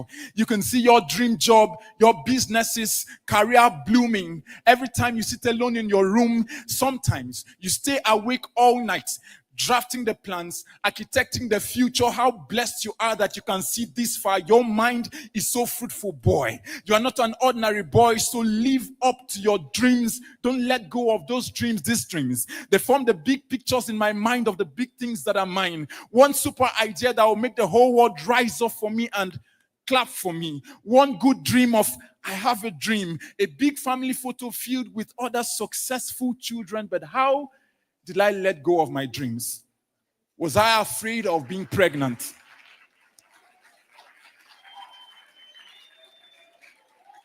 Was I afraid of being pregnant because, of course, I'm a boy, and boys don't get pregnant? So was I afraid of pregnancy and just didn't have the tenacity enough to hold on to my dreams bigger than this world, my dreams brighter and hotter than the sun? How did I let it all go? This poem is for you, the dreamer. You who loves the cozy cool of the starry night, and you sleep all night on your bed and your bed has become your best friend. I've come to ask you, why have you not gotten up yet? Have you come to the crossroads yet where you've not decided yet you've decided to just stand there without making a decision? I don't get why you've thrown off your dreams and picked up some ordinary life like you are a normal boy. No, you are not. Because it's so hard for you to keep up to the scorching sun. And the scorching sun sometimes is that your parents were unable to pay this term school fees. And so you decided to abort your dream. But no, it takes a lot of courage to dream. And where that courage came from, there is a lot more courage to do your dreams. So get up and do your dreams like this is the only lifetime you have, because exactly this is the only lifetime you have. Because whether you live for something or not, you will still die one day. And it's important to know that if you live for your purpose, when you die, you're dying for something. And your children will be proud that daddy got up, picked up his tools, and walked out his dreams. And daddy did not abort one dream.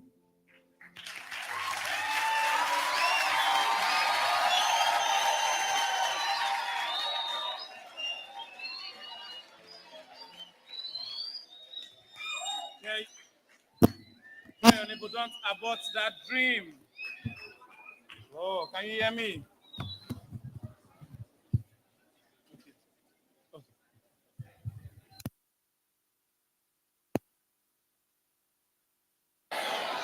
Tell the boy around you, don't abort that dream. Thank you. Thank you so much, sir. That was profound. We are grateful. And now we are going to have the dance group Vessels of Honor. Please, a round of applause as we have the Vessels of Honor.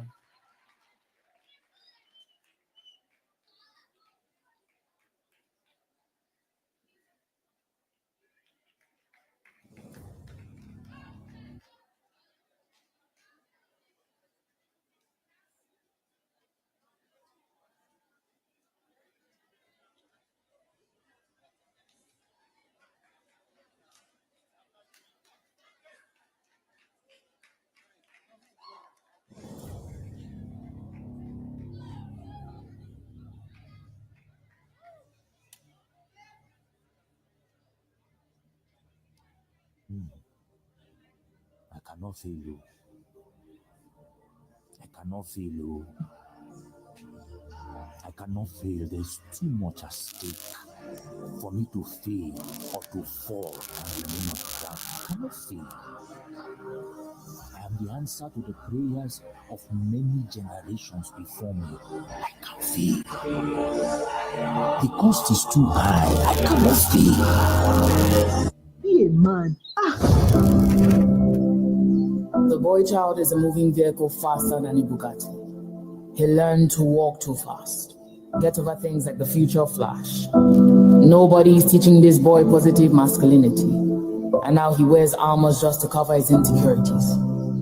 You've been neglected for far too long, and now to cry reminds you you're less of a man when crying is a part of growing too. Someone tell this male that tears are welcome here.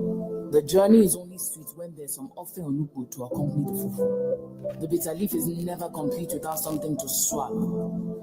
And the journey is bittersweet for the boy child to be a man when the man didn't finish learning how to first be a boy. He's been walked out of the room when it comes to sexual abuse, and now the boy child can't say me too. So he continues to walk too fast, chase the bag, with the responsibility of the world on his shoulders. This boy is a family man, striving for perfection that can only make a madman run mad. But someone tell him he's in control, that his presence commands attention, an authority known for kings because he's one. So please teach your sons and the ones unborn. Teach boys carefully, patiently, and most importantly, loving me.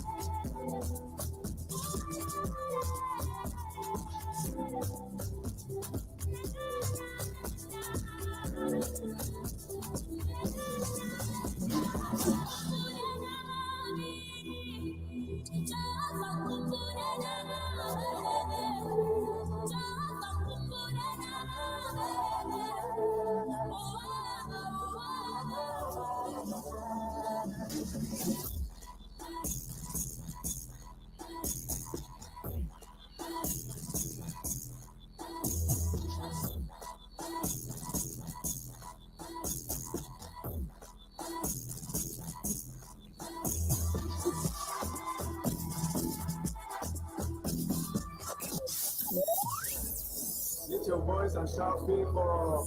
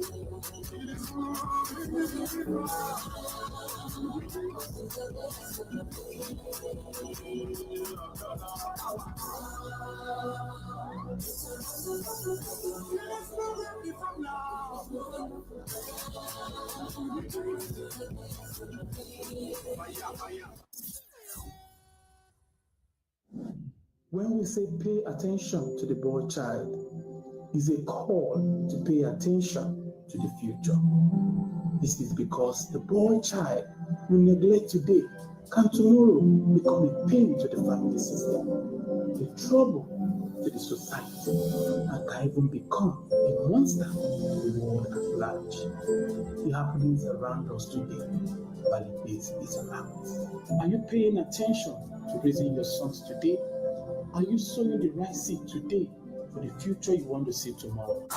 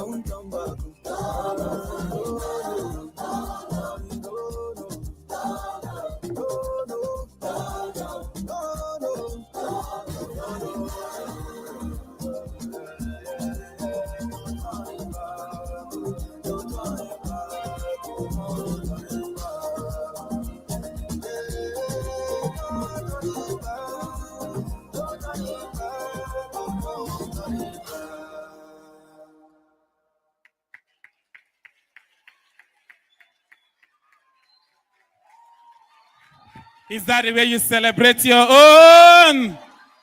Let's celebrate them. Thank you very much. We have another dance group coming. Before that, we have somebody giving us a special presentation. All the way from Makurdi, we have Mr. Emmanuel. Please celebrate him as he comes forward, celebrating. I think Destiny Steppers, right? Please get ready for your dance. Am I correct? Thank you. Please, I want to get the name. Thank you very much.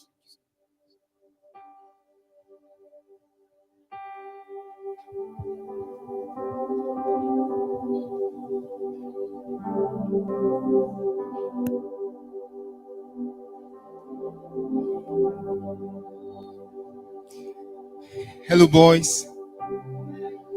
Good afternoon, everybody. I'm just going to use this opportunity to first of all appreciate Coach Ebuka, right, for bringing all of us up here together. I'm going to teach us a song shortly. We're all going to sing together, right? So the song says, I bring light, I bring life, I am hope to my generation, I'm a champion, oh yes, I'm a king. We can learn it together, right? I want us to do that song together. It says, I bring life, I bring light, I bring hope to my generation, I'm a champion, oh yes, I'm a king. So we can sing it together now, right? It says, I bring life. Let's go. I bring light, I bring hope to my generation, I'm a champion, oh yes, I'm a king. All right, so I'm going to do a song first, then we'll go with that together.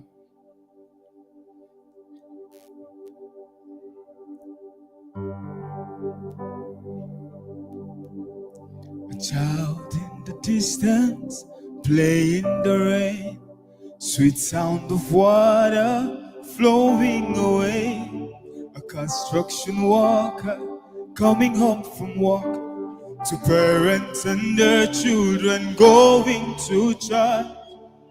Happy little baby draws on his shirt. One extraordinary day. I'll go again. A child in the distance, playing the rain, sweet sound of water flowing away. A construction worker coming home from work, to parents and their children going to church. Happy little baby draws on his shirt. Yeah. One extraordinary day. So let us have a world of ordinary people, living life the way God wants us to. And if we have a world of ordinary people, extraordinary things will happen through me. Let us have a world of ordinary people, living life the way God wants us to. And if we have a world of ordinary people, extraordinary things will happen through me and you. So I bring life together, I bring light, I am hope to my generation, I'm a champion, oh yes, I'm a king. I bring life, I bring life, I bring light, I am hope to my generation, I'm a champion, oh yes, I'm a king. All right, so I wrote a song for you guys, right? I would like you to pay attention. A very short song I wrote for the boys in this conference. Right.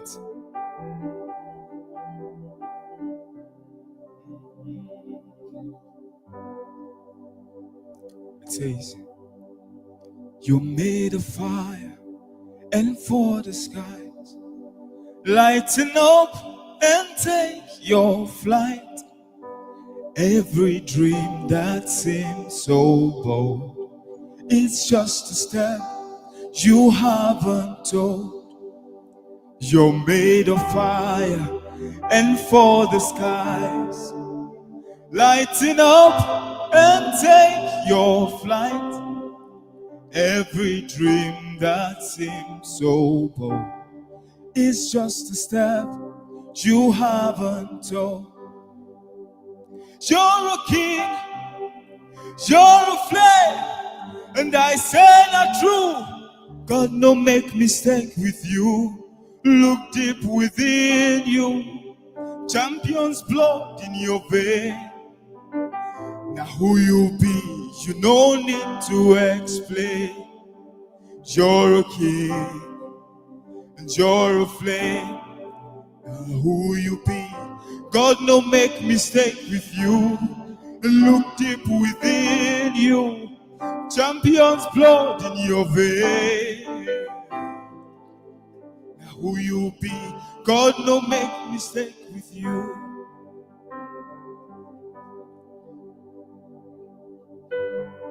So I will say to everybody, every boy, every king, shine bright like the sunlight. I say shine bright like the sunlight. Shine bright like the sunlight. Shine bright like a sunlight. Thank you.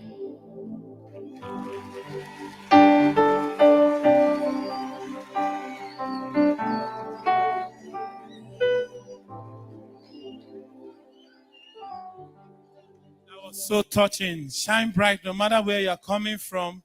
There's a champion in you and it's flowing in your vein. If Coach Ebuka can get here, you too can get here. I'm privileged to have my mother seated right here in the hall. Mommy, thank you so much for coming. And that is, Mommy, I want to see your face.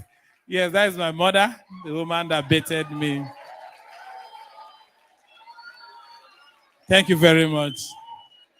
Mother-in-law is supposed to be here, but she's with our children. And Mommy, I know you're watching us live. We love and celebrate you. Thank you so much for the prize. That was so touching. We're ready for the next dance group. I'm just thinking my students from the School of the Blind want to sing for us, right? And people, are you ready to sing for us? Are they ready? You are ready. Mama, do they want to come up stage? They want to sing from there. Can they come up stage? I want my boys to be comfortable. Right. All right. Or do you want the next dance? Okay, maybe we'll take the next dance while they prepare on how to do that. Is that okay? So that I can get them ready. How many of you want to hear them sing? Oh, yes. Everybody's waiting to hear you. So while they get ready and just prepare to sing, let's... Studio, are you ready with the impact story? Can we take that of Dolapo and then Prince? So just to see that people's lives are being transformed, especially because of that person struggling with drugs, another issue. Hear this 2-minute story and let it challenge you. We'll have Dolapo and we'll have Prince. I want both of them to go. All right? The shield dancers are here. We'll have our friends, and after that, we'll take our words as we close. So we are right with time. We'll have 30 minutes and we'll take these 3 presentations and that'll be all. Media, are you ready with that? Or you need some time? Okay, can we have the dancers? Okay, let's make welcome the shield dancers, please. Celebrate them as they come forward. Media, please get those impact stories ready. Thank you. Hello everyone, my name is Ahmed Augustine and I'm here to share my impact story. Thank you. The shield dancers, please.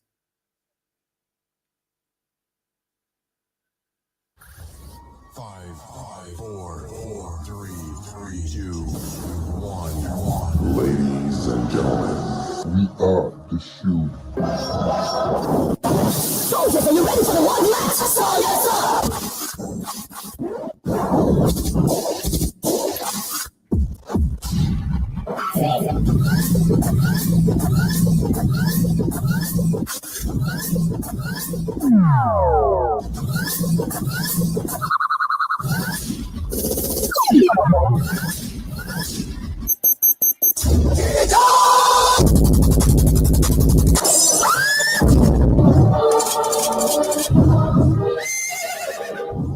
on, y'all. Are you playing? What type of playing is this? Let's make them back to mercy. Who they talk? Waiting God knows them. I know they hear waiting them.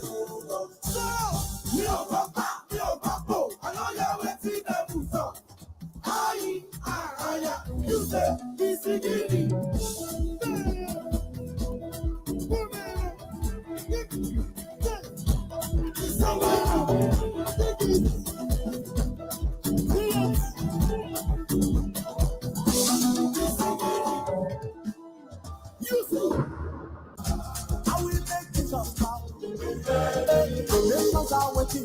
The people are hungry, the master is in me.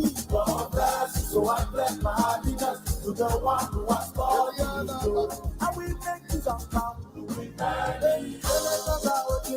The people are hungry, the master is in me. So I bless my happiness to the one who has called me. I will make this come. Lift your voice and shout favor.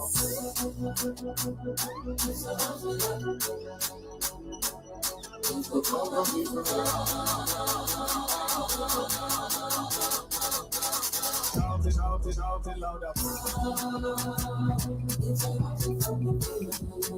It is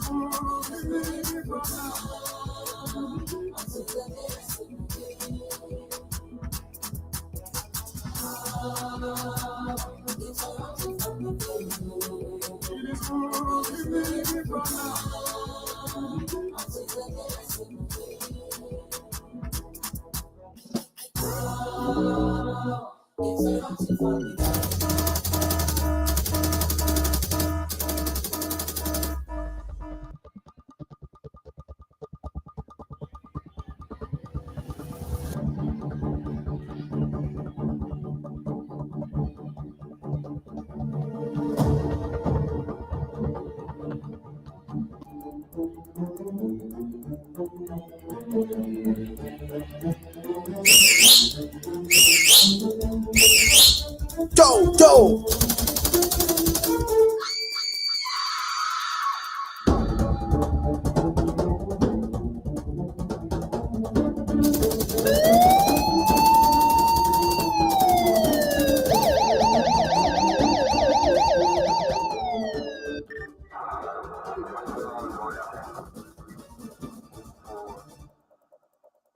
Let the boy go. We are here to save the boy's child. Let the boy go. The boy is mine. He goes nowhere. Everyone stop.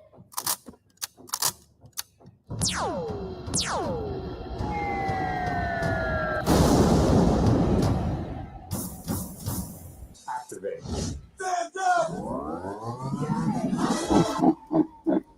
I will kill you. Go.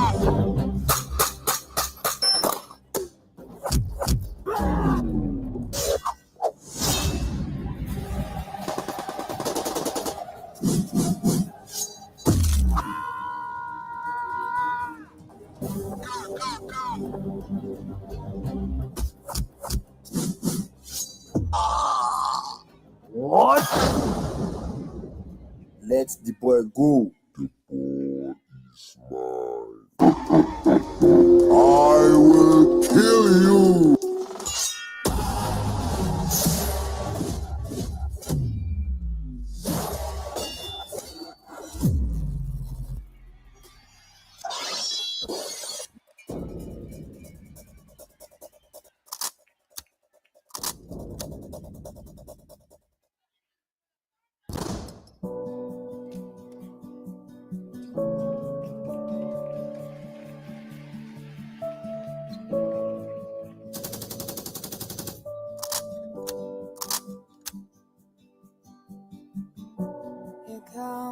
I had the opportunity to kill you, but I didn't. Because there's no need shedding blood here and there. Can't you see how messed up the country is? Can't you see what's happening in the country? We need to live in peace and unity. We need to save the boys, save the children at large. Stop the killing, stop the kidnapping, stop cultism, stop all bad vices, and let's make Nigeria a better place.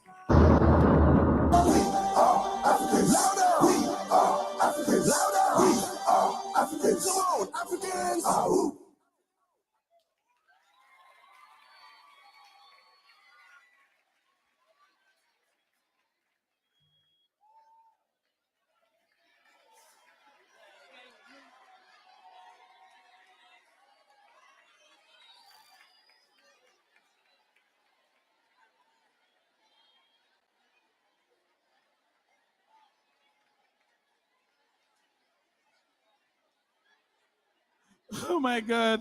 We are what?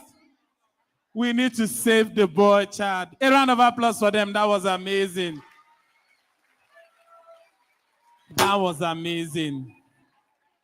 Wow. So we're going to listen to our friends and then present awards. Some people also brought a special gift for us and then give her this Indomie before we go. Please, all teachers can now go and get the lunch for their students, please.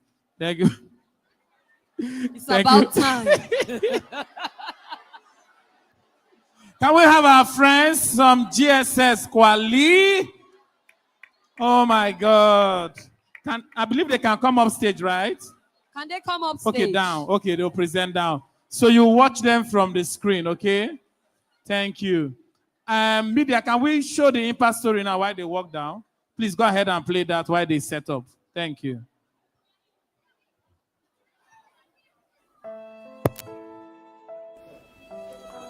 I lost my dad when I was 9 months in the year 2001.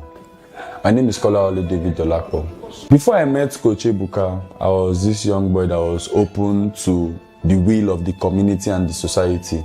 To me, anything goes. I was easily influenced by friends, neighbors, and the society at large. I went into smoking. I went into masturbation. In fact, I was taught masturbation through a close friend, a close neighbor, and I didn't see it as anything wrong. I just took it, well, this is life and we'll just carry on. After meeting Coach, I discovered that not everything goes. You have to be selective, you have to be knowledgeable to know what is right and what is wrong. It has been from one level to the other. Coach Ebuka opened me up the system of accountability, and coming into the family, I discovered that I had other boys like me. All right, great. Thank you. And all the teachers that came with them, thank you for this great work you are doing. This is beautiful.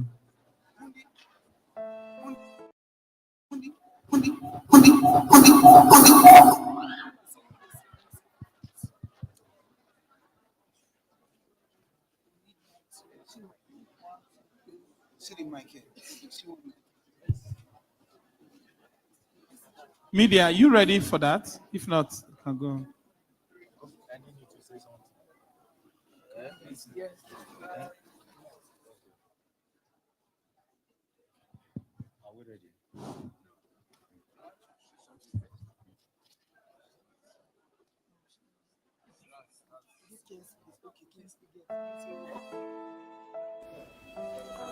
I lost my dad when I was 9 months in the year 2001. My name is Kolawole David Dolapo. Before I met Coach Ebuka, I was this young boy that was open to the will of the community and the society. To me, anything goes. I was easily influenced by friends, neighbors, and the society at large. I went into smoking. I went into masturbation. In fact, I was taught masturbation through a close friend, a close neighbor, and I didn't see it as anything wrong. I just took it, well, this is life and we'll just carry on. After meeting Coach, I discovered that not everything goes. You have to be selective, you have to be knowledgeable to know what is right and what is wrong. It has been from one level to the other. Coach Ebuka opened me up the system of accountability. And coming into the family, I discovered that I had other boys like me around, boys that were going through stores and had stories to tell. I saw a family in each and every one of them, and I was able to build an accountability system also with them. Coach Ebuka gave me books to read, told me what to do. I could call him at any time of the day and ask him about each step I'm about to take. Coach Ebuka opened me up to an accountability system where I became more accountable to the things I do.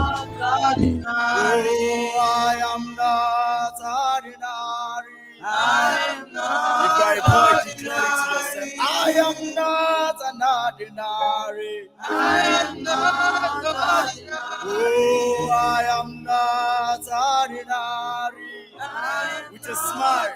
Oh, I'm a king. I'm a king. Yes, I'm a king. I'm a king. Oh, I am not. I am not. Say ordinary. Ordinary. Oh, I'm a king. I'm a king. Yes, I'm a king. I'm a king. Oh, I am not. I am not. Say ordinary. Ordinary. Oh, I am not ordinary. I am not ordinary. Oh, I am not ordinary. I am not ordinary. Oh, I am not an ordinary. I am not ordinary. Oh, I am not ordinary. I am not ordinary. I will say I'm a king. I'm a king. Yes, I'm a king. I'm a king. Oh, I am not. I am not. Say ordinary. Ordinary. Oh, I'm a king. I'm a king. Yes, I'm a king. I'm a king. Oh, I am not. I am not. Say ordinary. Ordinary. Now we say, oh, I'm the head and not a tail. I am not ordinary. My future is so bright. Yes, I know. I'm a star. I'm the head and not a tail. I am not ordinary. My future is so bright. Yes, I know. I'm a star. I am not an ordinary. I am not ordinary. Oh, I am not ordinary. I am not. Yes, we declare. Oh, I am not an ordinary. I am not ordinary. Oh, I am not an ordinary. I am not ordinary. Now we declare, say, I'm a king. I'm a king. I'm a king. Oh, I am not. I am not. You say ordinary. Ordinary. Oh, I'm a king. I'm a king. Yes, I'm a king. I'm a king. Oh, I am not. I am not. Say ordinary. Ordinary. Oh, I'm a king. I'm a king. Yes, I'm a king. I'm a king. Oh, not an ordinary. I am not. You say ordinary. Ordinary.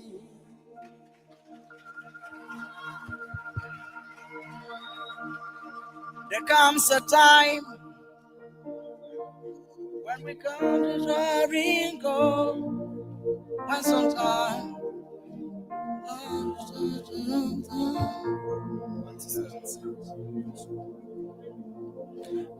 there comes a time when we raise on the ring goal, when the world must be regarded as one. There are people dying. Well, it's time to lend a life, the greatest gift of love. We can't go on pretending day by day that someone somewhere will make a change. We are all about God's great big family, and the truth is love is all we need. Oh, we are the one. We are the one. Oh, we are the children. We are the children. We are the one. We are the one to make a better day. So let's start giving. There's a choice. There's a choice to make it. In saving our own life. It's true, make a better day, just you and me. Yes, we are the one. We are the one. We are the children. We are the children. We are the one. We are the one to make a better day. So let's start giving. There's a choice. There's a choice to make. In saving our own life. It's true, make a better day, just you and me. Oh, set me heart. Let them know that someone cares. So that life will be stronger and free. Oh, we are the one. We are the children. We are the one to make it right. So let's start giving. There's a choice to make it. In saving our own life. It's true, make it right. Just you and me. We are the one. We are the one. We are the children. We are the children. Yes, we are the one. We are the ones to make it better. So let's start giving. There's a choice. There's a choice to make it. It's saving our own life. It's to make a better day. Just you and me. Now I go again. Oh, we are the one. We are the one. Yes, we are the children. We are the children. Oh, we are the one. We are the one to make a better day. So let's start giving. There's a choice to make. It's saving our own life. It's to make a better day. Just you and me. Yes, we are the one. We are the ones. We are the children. We are the children. Yes, we are the one. We are the one to make a better day. So let's start giving. There's a choice to make it. He's saving our own life. It's true, make it better day. Just you and me.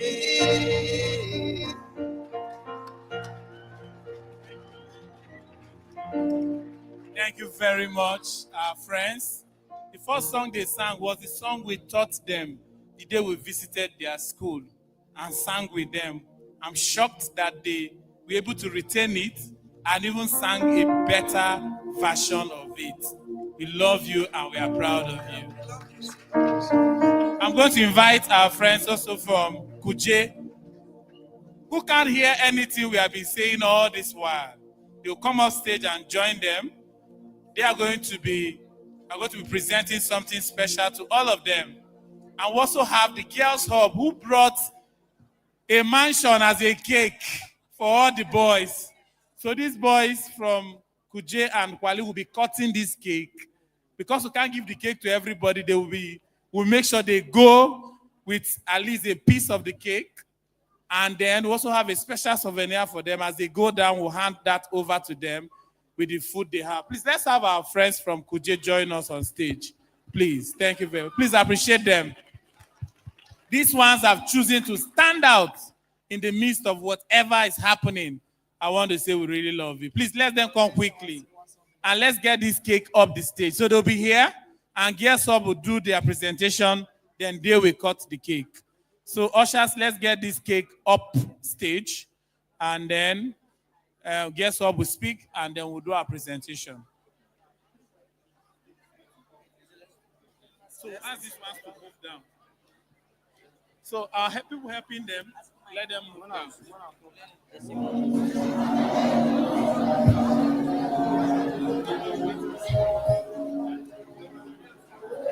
Okay. So you can see them playing when we went to their school.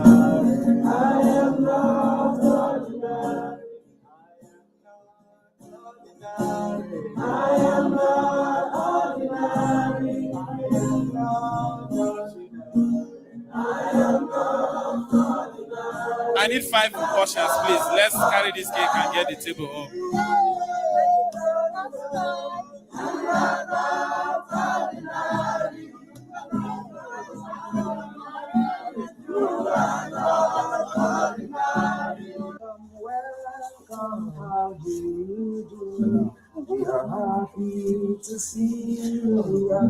We are giving the Academic Excellence Award to the best outstanding student academically, one from the Kwali School and one from Kuje School, and that is a scholarship for their university. All right? And we know we are going to do more in the coming days. We are happy to see you. We are happy to welcome you. Welcome. How do you do? I am not ordinary. I am not ordinary.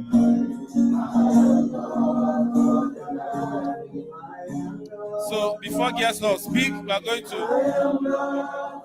go through. Where are you, please?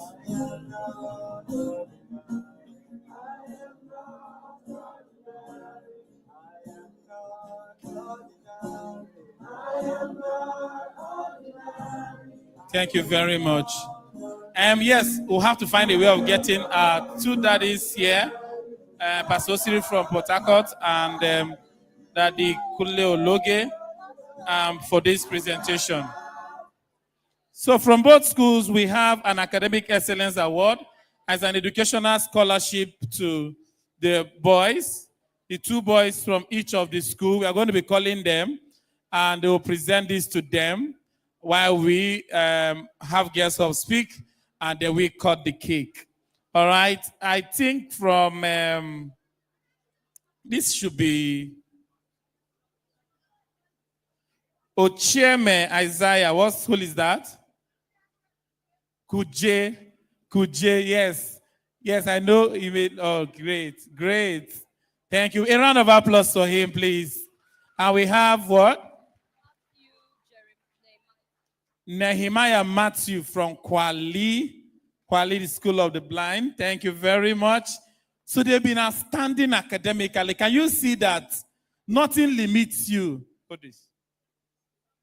Nothing stops you from being great and from being whatever you want to be in life. Because of space, I don't think they would be able to come up. But I really want them to come up. Yes, sir. Is Pastor Sri here? Oh, it's out. It's not there. Is there a way you can come up, sir? Oh, okay, it's there. Okay. Daddy, please come. I'm here. Coach Kule, please come this way, sir. Yes, I'm sure you can get to them whichever way.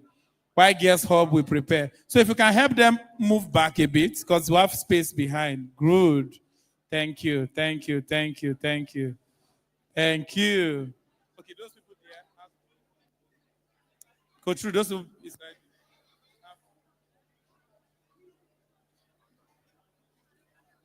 Thank you. Okay. So none of you can come here, sir. Okay. So present this to him on behalf of Boys Save the Boys Initiative. So you want to say something? Okay, so are you excited about what's going on? On behalf of the Save the Boys initiative, we present this, and I want you to know that this is just one life or one gesture, many that may not even be spoken about. So we present this on behalf of this, our powerful association. Thank you. So you have to hold this. Matthew. Please, let's celebrate him. Let's celebrate him. Is that education?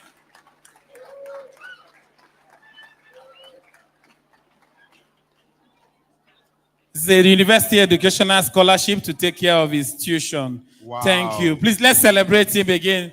Thank you very much. Thank you very much. So one of his friends can help him? Or the teacher? Okay. Thank you.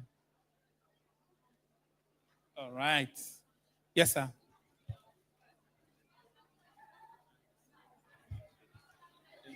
Okay, so on behalf of the Save the Boys initiative, we present this to you for scholarship.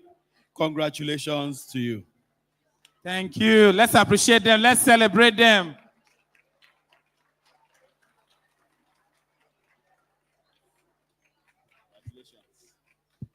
Thank you very much. Last year was 3 schools, and this year we are focusing on the special needs. Thank you very much, sir. We are grateful. Thank you very much. Thank you, sir. Girls Hub will come up and say something why the boys cut this cake.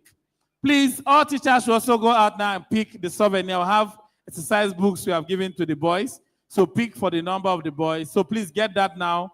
Ushers, let's give it to them there. Please, let's quickly go because we are closing after this. Thank you. Please, this cake here is from Girls Hub. Do you want to eat the cake? So please, ushers, immediately they cut this cake. Let's piece it so that we'll have to start as boys from special needs school and as many others that can get as we leave because it's for the boys. So Girls Hub. How do we celebrate our girls now? Kings. Let's celebrate and look at this. Thank you.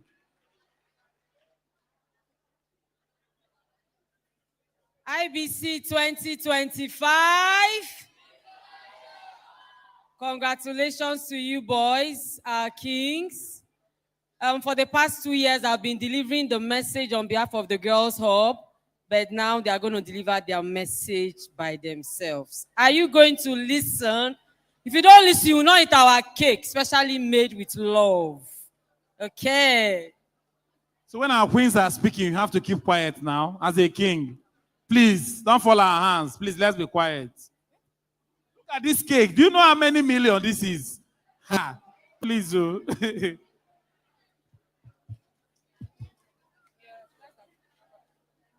Hi everyone. So we came from the Girls Hub to celebrate our brothers, our guys, and our kings as you guys celebrate your International Boys Conference 2025. But we did not just come here to say hello. We came with a charge, a message to remind you guys that what you are becoming matters, because the truth is, we the girls are watching you. Yes, we are watching you. Not to compare or to compete, but to call you up and to remind you that what you are going to be or what you're going to do in the world, yes, it matters. It matters to your future, it matters to the world, and it matters to us. Let us say clearly here that we don't need boys who only chase applause or act soft yet hide their values. What we need are boys who know that true real power isn't in controlling others but in controlling themselves. We need bridegrooms who protect, serve, and lead even when no one's watching. We surely need boys who are kings, who find purpose and groom others to find theirs too. Now, don't get us wrong, please. We're not asking for perfect boys. We're asking for boys who are passionate, boys who are principled and purpose-driven. We're asking for boys who grow up into men we can count on, brothers we can trust, and fathers who raise a generation better than the last. And yes, they will stand shoulder to shoulder with us, not above us, not beneath us, but beside us as we all rise. This is just a small reminder to you all today. Don't waste your talents. Don't shrink from your strength. Don't downplay your influence. You were made to lead, to create, to shake things up. You were made to do wonderful things. Use what you have, own it, grow it, sharpen it. Because when we stand, when boys stand and rise with character, the world doesn't just change. It becomes better, safer, and so much better. We see you. We believe in you. And we are rooting for you. So we are here today to celebrate you. Happy International Boys Conference Day 2025. Shout out to our Reform Kings.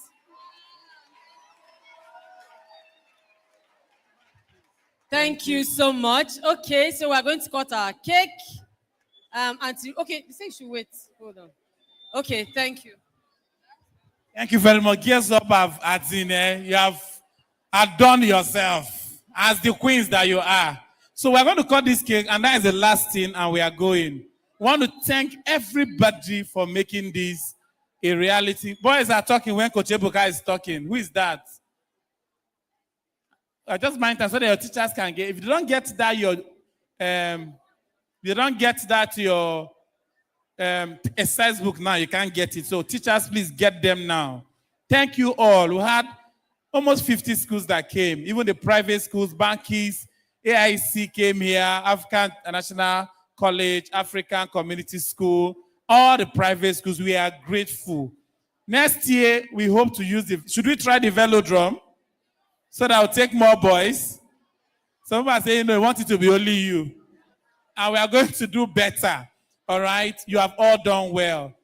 We want to appreciate Coach Wendy and Coach Kunle because they've been amazing and they are also supporting and part of this educational scholarship, taking up some of the boys to take them through school. Thank you so much for that. Everyone that contributed and supported it. All the parents in the academy, we saw all you did excellently well. Thank you and God bless you. All our teachers, you are amazing and we don't take your love for granted.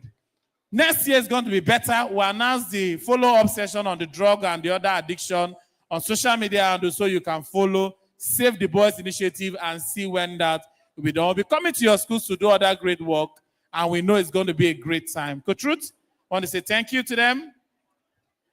Thank you so much, our amazing reformed boys, our kings. We're proud of you. We believe in you. We love you. We want to hear testimonies about you. We want to read good news about you. Keep making yourself important. Keep making God proud. And please, take it easy with your parents. We love you. See you in IBC 2026. Who will be there? Say yay! If you will be in IBC 2026, say yeah, yeah, yeah. See you Good. there. So just wait so we'll cut this cake. I will turn and do a video and then we'll release you. Are we ready? Guess Hub. All right, those of you that can come together, let's do. Come. Just come a bit closer. Be That's close. fine. Guess Hub, what are we saying to cut? Yes, sir. Come and light your fire. I'm afraid of lighting your fire. So immediately you light it, you take the choose this girl. Please move this one aside.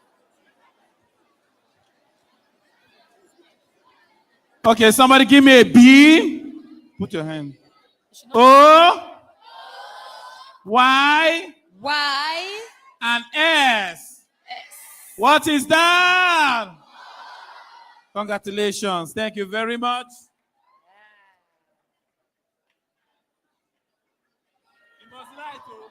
It must lie today. Coach David, hope this one is not drug abuse.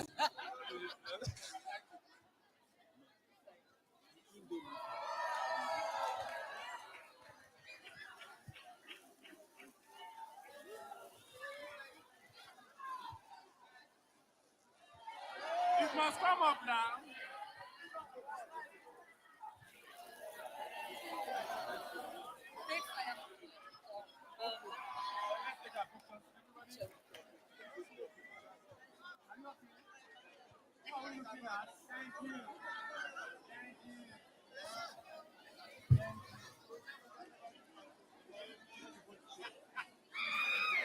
Thank you, Girls Hub, for the mansion.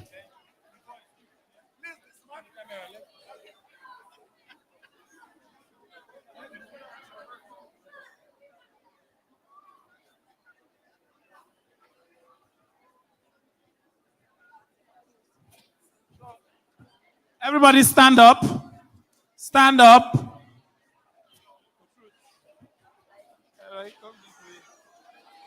Are we ready? Are we ready? So when you're talking, you raise your hand. IBC 2025. IBC 2025. Information. Say, I am a king. I will change my world. I'll change my world. I'll make the world a better place. I'll make the world a better place. Because I am a king. Because I am a king. Hip, hip, hip. Hooray!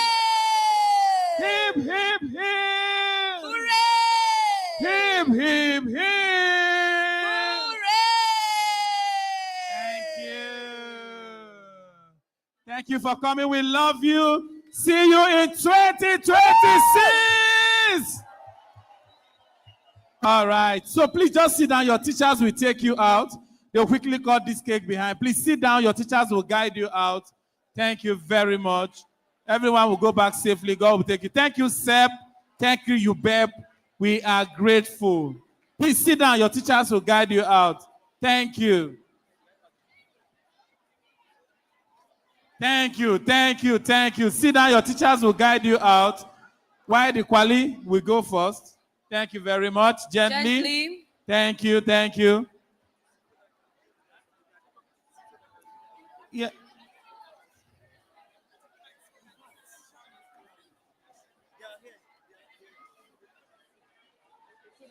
Yes. So this Indomie we have here, because we are specially celebrating our friends today, we are thinking we should just give them the 4 cartons of Indomie. Is that okay? To celebrate our friends, right? Say no. To show them how much we love them, right? Please, let's tell them we love you, friends. We love you, friends. We love you, brothers. Love you, brothers. God is for you. God is for you. And you will make it in life. And you will make Please, it let's in celebrate life. our special needs, please. Thank you very much.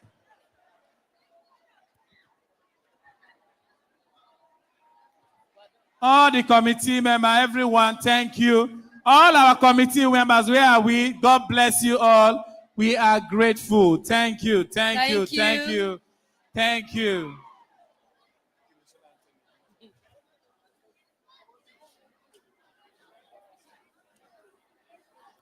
So we officially declare IBC 2025 closed. All our friends online, we love you. Have a wonderful Thank you time. for being here. So you can play the impact story, please, as we go. Thank you. Play the ones you have. You don't want to go. Stay with Your us. teachers will guide you.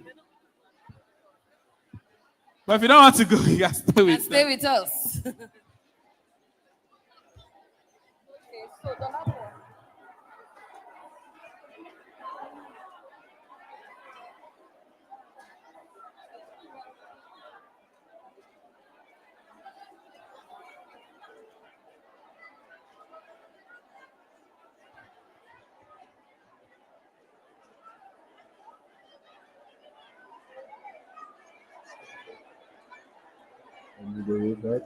I'm a fashion designer. I'm also a model. I came in contact with Coach Ebuka 7 years ago when I was at a deciding point of my life.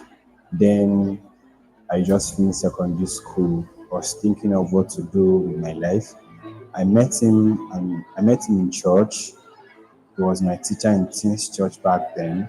He always teaches us how to be good to our friends, our family, and everyone around us. Through that aspect, I told him this is what I intend doing. I told him I wanted to learn how to sew, that I have a passion for it. But I told my parents about it. My parents were not so interested in doing that for me because they thought I wasn't going to be serious and pay close attention to what We're my taking boss pictures with you, is going Bev to and teach Steph, me. please. So I told him, he Photographers, said, please. that's a very good idea. So where do you want to learn? I already found where I wanted to. All the boys in the price academy and are taking where pictures after this, please. how Thank to you. go about it. So I told him, and all he just said to me was, okay, we'll go there next week. 1st of May 2016, which was a public holiday, we went with a carton of biscuits and 1 crate of mineral. We started, they did all the prayers, and as at that time, I was waiting for admission to go to school. So while the waiting process, I was using that to learn a trade for myself. 8 months into learning that trade, I got admission to school. On getting to school, I find it difficult to showcase what I was doing because I was shy about it. One of my few friends that knew me from home told somebody that, oh, I know how to sew. This guy knows how to sew. And he said, are you serious? Then why are you hiding yourself? And he gave me a fabric to make a particular clothes for him that he wanted to wear it for his graduation. And I made it, it came out so well. Everybody that saw him with those clothes, with the clothes I made for him, were commenting, oh, good, who made it for you is perfect, is good. And that was how the whole thing started. So, mind you, when I met him, I already had something in mind that I wanted to do something. I wasn't miserable. I wasn't walking about like someone that wasn't Boys focused. in the academy, please He come up. helped me in the sense Boys that in in the order academy, for please me come up. to Welfare. work towards what I wanted Welfare, to achieve and who I wanted to be. Today, as I'm talking to you, I'm a graduate. I'm not just a graduate, I'm a shop owner. I've not even Boys gotten in my the academy, please, let's certificate come from up. school because my business is what is keeping me up to this moment of my life. This initiative has helped me to become who I am today. If I had not come in contact Protocol, with Coach please, Ibuka, let's I don't attend know to how you, my Beba. life would have been Welfare, right now. please, Sister Priscilla. Probably You, I'll Beb be and Seb, 5, messing please, around quickly. with a lot of either girls or finding a way to just get quick money and just want to make it on time. But meeting him Boys has Leadership helped me Academy, in order thank for you me for to coming. develop my life, in order for me to meet people, have a good relationship with people, and how to build up business and brand. My life today is a miracle because so many temptations came, so many things happened, but this initiative has helped me in keeping and sustaining the love of God in my life. Save the Boys initiative is where your child needs to be. If your child is not in this initiative, I don't know what else you want for your child, but Save the Boys initiative help you to develop your child, helps you to have the right sense of value in leadership, in parenting, in all round. Thank you to Coach Ibuka. Thank you to everyone, and God bless you.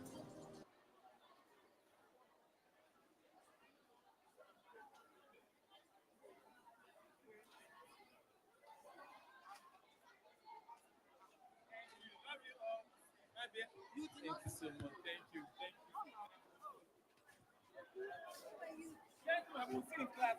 Oh, my people. Hell, no, next. Hell, I miss everybody.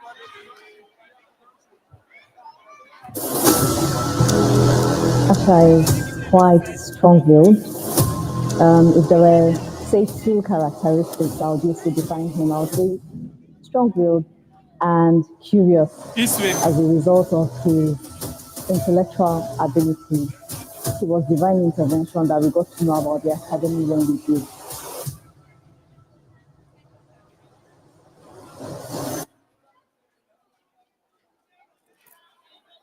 My name is Sylvia Atedi.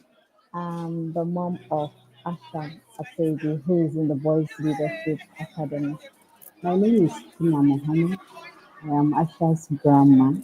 So my son Asha is quite strong-willed. If there were, say, 2 characteristics I would use to define him, I would say strong-willed and curious as a result of his intellectual ability. Asha is very, Henry. he wants to do things his Henry, way, please come and over to the because stage. he's quite smart, Henry and it's hard to just tell Stephen, him what to do. come and over then to the he just stage. does I it. know you He'll can ask hear why, me. he'll challenge Henry you, and he'll Stephen, your mom is here for to try and you. understand Eric. why you're making him do the things you Eric do. and So Stephen, in your mom raising is him, here we've for had to you. learn how to deal with his We leave nobody personality behind. and not let it be a source of constant clashes. Because as an African Eric parent, and Stephen, having children always volunteers, please question help you me or call out challenge your Eric and authority can be Stephen really outside. difficult because of our orientation and how we were raised. But we've had to learn how to deal with him, to nurture him and help him and not kill the good parts of that personality while helping him manage it. My name is Ashwara Iwata Kindi, and I'm 11 years old and I'm in the first one. My hobbies are playing chess, playing football, playing basketball, and reading. The Boy Leadership Academy has impacted me in many different ways, such as how now I find myself being nicer to my brother, being more controlled, even when he gets me angry, and also being more self-disciplined. It has helped me be more serious at school and be more disciplined to plan for my academic goals. And it has helped me could have improved a lot and become more serious as well. Okay, so I didn't know there was a boys leadership academy, but thanks to Mrs. Akimba, whose son is Nelson. in the academy, Where's she Nelson? introduced me to it. Her son and Where's Asha Nelson? have been friends since kindergarten history, and last year she introduced me to it to say, I hey, need Nelson, please. I've enrolled David in this course, in this academy, and I think it will be a blessing to you as well. And that's how I knew about the academy. And then once I was introduced, we started from the level one courses, which you have to do before you become a member of the academy. We did those ones and then waited for when the academy proper started and we enrolled Asha. Before I joined the academy, there were a lot of things I could not do and I was not disciplined enough to do. Things like, even asking him to get food for himself, even if it's not the case of him cooking, it was a big issue. Before I joined the academy, I'll have everyone do things for me, and I never thought about doing it for myself. Before he went to the academy, I know that he virtually did everything for Asha. He could hardly do Please, I need anything. He will even protocols. ask you to I feed need him if he welfare. could. So I would say one of the biggest differences I've seen since Asha joined the academy is the skills he has picked up. Before Asha joined the academy, he was literally doing nothing at home. So he's fortunate to have his grandma at home. She would wake him up, bathe him, brush I need him, Nelson, get his please. uniform ready, carry his school bag for him, give him breakfast. And there was no sense, I don't know, maybe that's a shortcoming on our part. He just kept looking at him like he's too young, he shouldn't do certain things. And that led to that nonchalance about doing tasks. But as I joined the academy, I started to take on more responsibilities. It has helped me become more serious and get better grades. It has helped me to learn a lot of new skills. It has also helped my spiritual life because before this, I didn't really know God. And from every topic we tackle, I always see the part God has created. And it has helped me to become closer with Him. Honestly, I don't know what life would have been without the academy. And this is not me even trying to hide. The thing I like most about the academy is the fact that anytime we have a problem, Coaching Cow is there always to reach out to us. Even though we are vast in the academy and many, they Protocol, always be Sarah. there to single us out and manage our problems. I want to be a tech mogul when I grow up. And the reason for this is because I used to go to coding classes that I was enrolled in by my mom. Ever since then, I've enjoyed it and I've had a burning passion for it.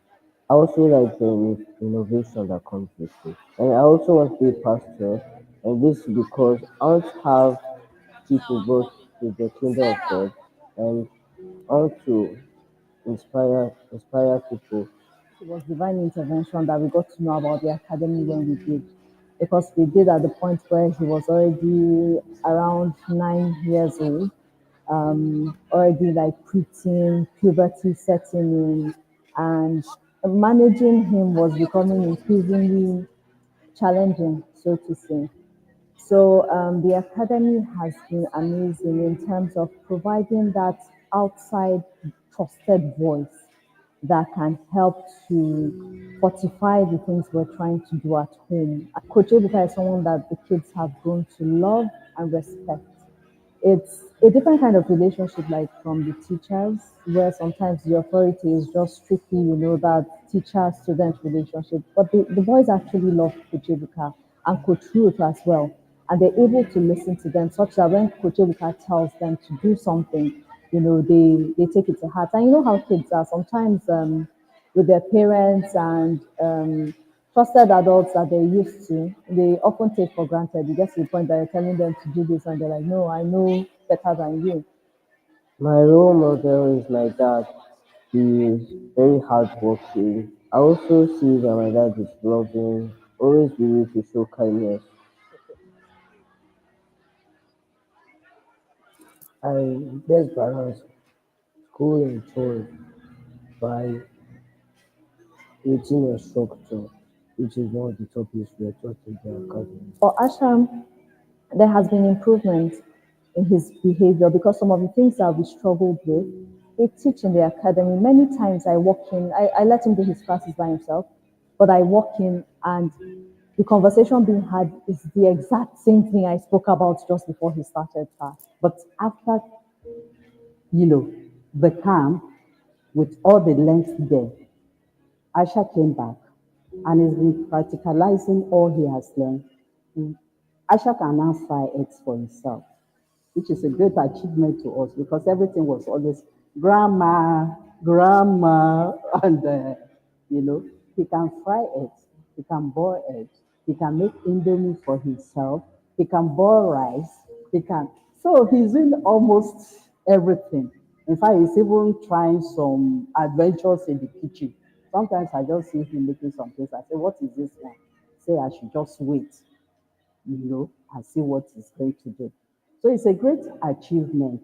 We were the main problem who caused this. I in particular, and I think the mom, who is my daughter, followed in my footsteps. So there's been a great difference in his behavior, his leadership, and all around. He looks up to you people, and he's like, I'll be a volunteer. When I finish secondary school, when I get to university, I'll become a BLA volunteer and things like that. So we're not going anywhere because we see the difference that BLA is making. But the biggest thing we picked from the academy is the skills. Now, Asha would, when Coach Ebuka gives them tasks, wash your dad's car, wash your parents' car, you have to go out and try because there's an accountability system where you have to, at the end of the week, you have to go and say whether you did your task or not. So, he tells them, wash your bathroom, arrange your room. These are things we were not doing before. But in the space of 1 year, Asha can prepare his meals. He wakes up by himself. That's another big win we've had since he started secondary school. Sets his alarm, wakes up, dresses up, comes down, does everything by himself. I don't need to push as much. And then for us at home, what we've done is we try to support the structures. It's not Coach Ebuka's job. It's not the academy's job, to fix our children and to make them the whole persons that they are. How many hours do they spend in the academy? How much time, how much exposure do they have? And so for us, we put in structures as they're being taught in the academy, we try to implement, right? And that's why the academy has meetings with us quarterly and periodically to tell us and keep us abreast of what they're doing so that we can shadow and do the same thing at home, or we are not eroding what they're being taught in the academy. Because implementation takes place here. And so those are some of the ways that we've been able to support, the work that's been done in the academy. The things these kids know, I think as parents, we take for granted, and we live in ignorance, and we're like ostriches putting our heads in the sand, pretending like these things do not happen. Children are having sexual conversations. People are talking about the various sexual dynamics that we have nowadays. I would like to use this opportunity to call upon parents. A lot of my friends, I have sent flyers to, I've told them, enroll your children. Those in the diaspora, those in Nigeria, It is war we are facing right now. It's only a few that are going to stand out. So if you're outside there, your boys don't have structures. Boys need structure. Boys abhor structure. They like random. They like spontaneity. They have energy. They can do things anyhow. But if you're able to, curtail that and guide them aright, you have a fair chance of achieving the results that you want to see. I just want to, pray for the leadership of the academy, that God will continue to strengthen them, God will continue to help them, and God will continue to provide for them. If your boys are not in the academy, just run before it closes and enroll them. You'll be doing your own self a world of good. You're not helping anybody. You're helping yourself.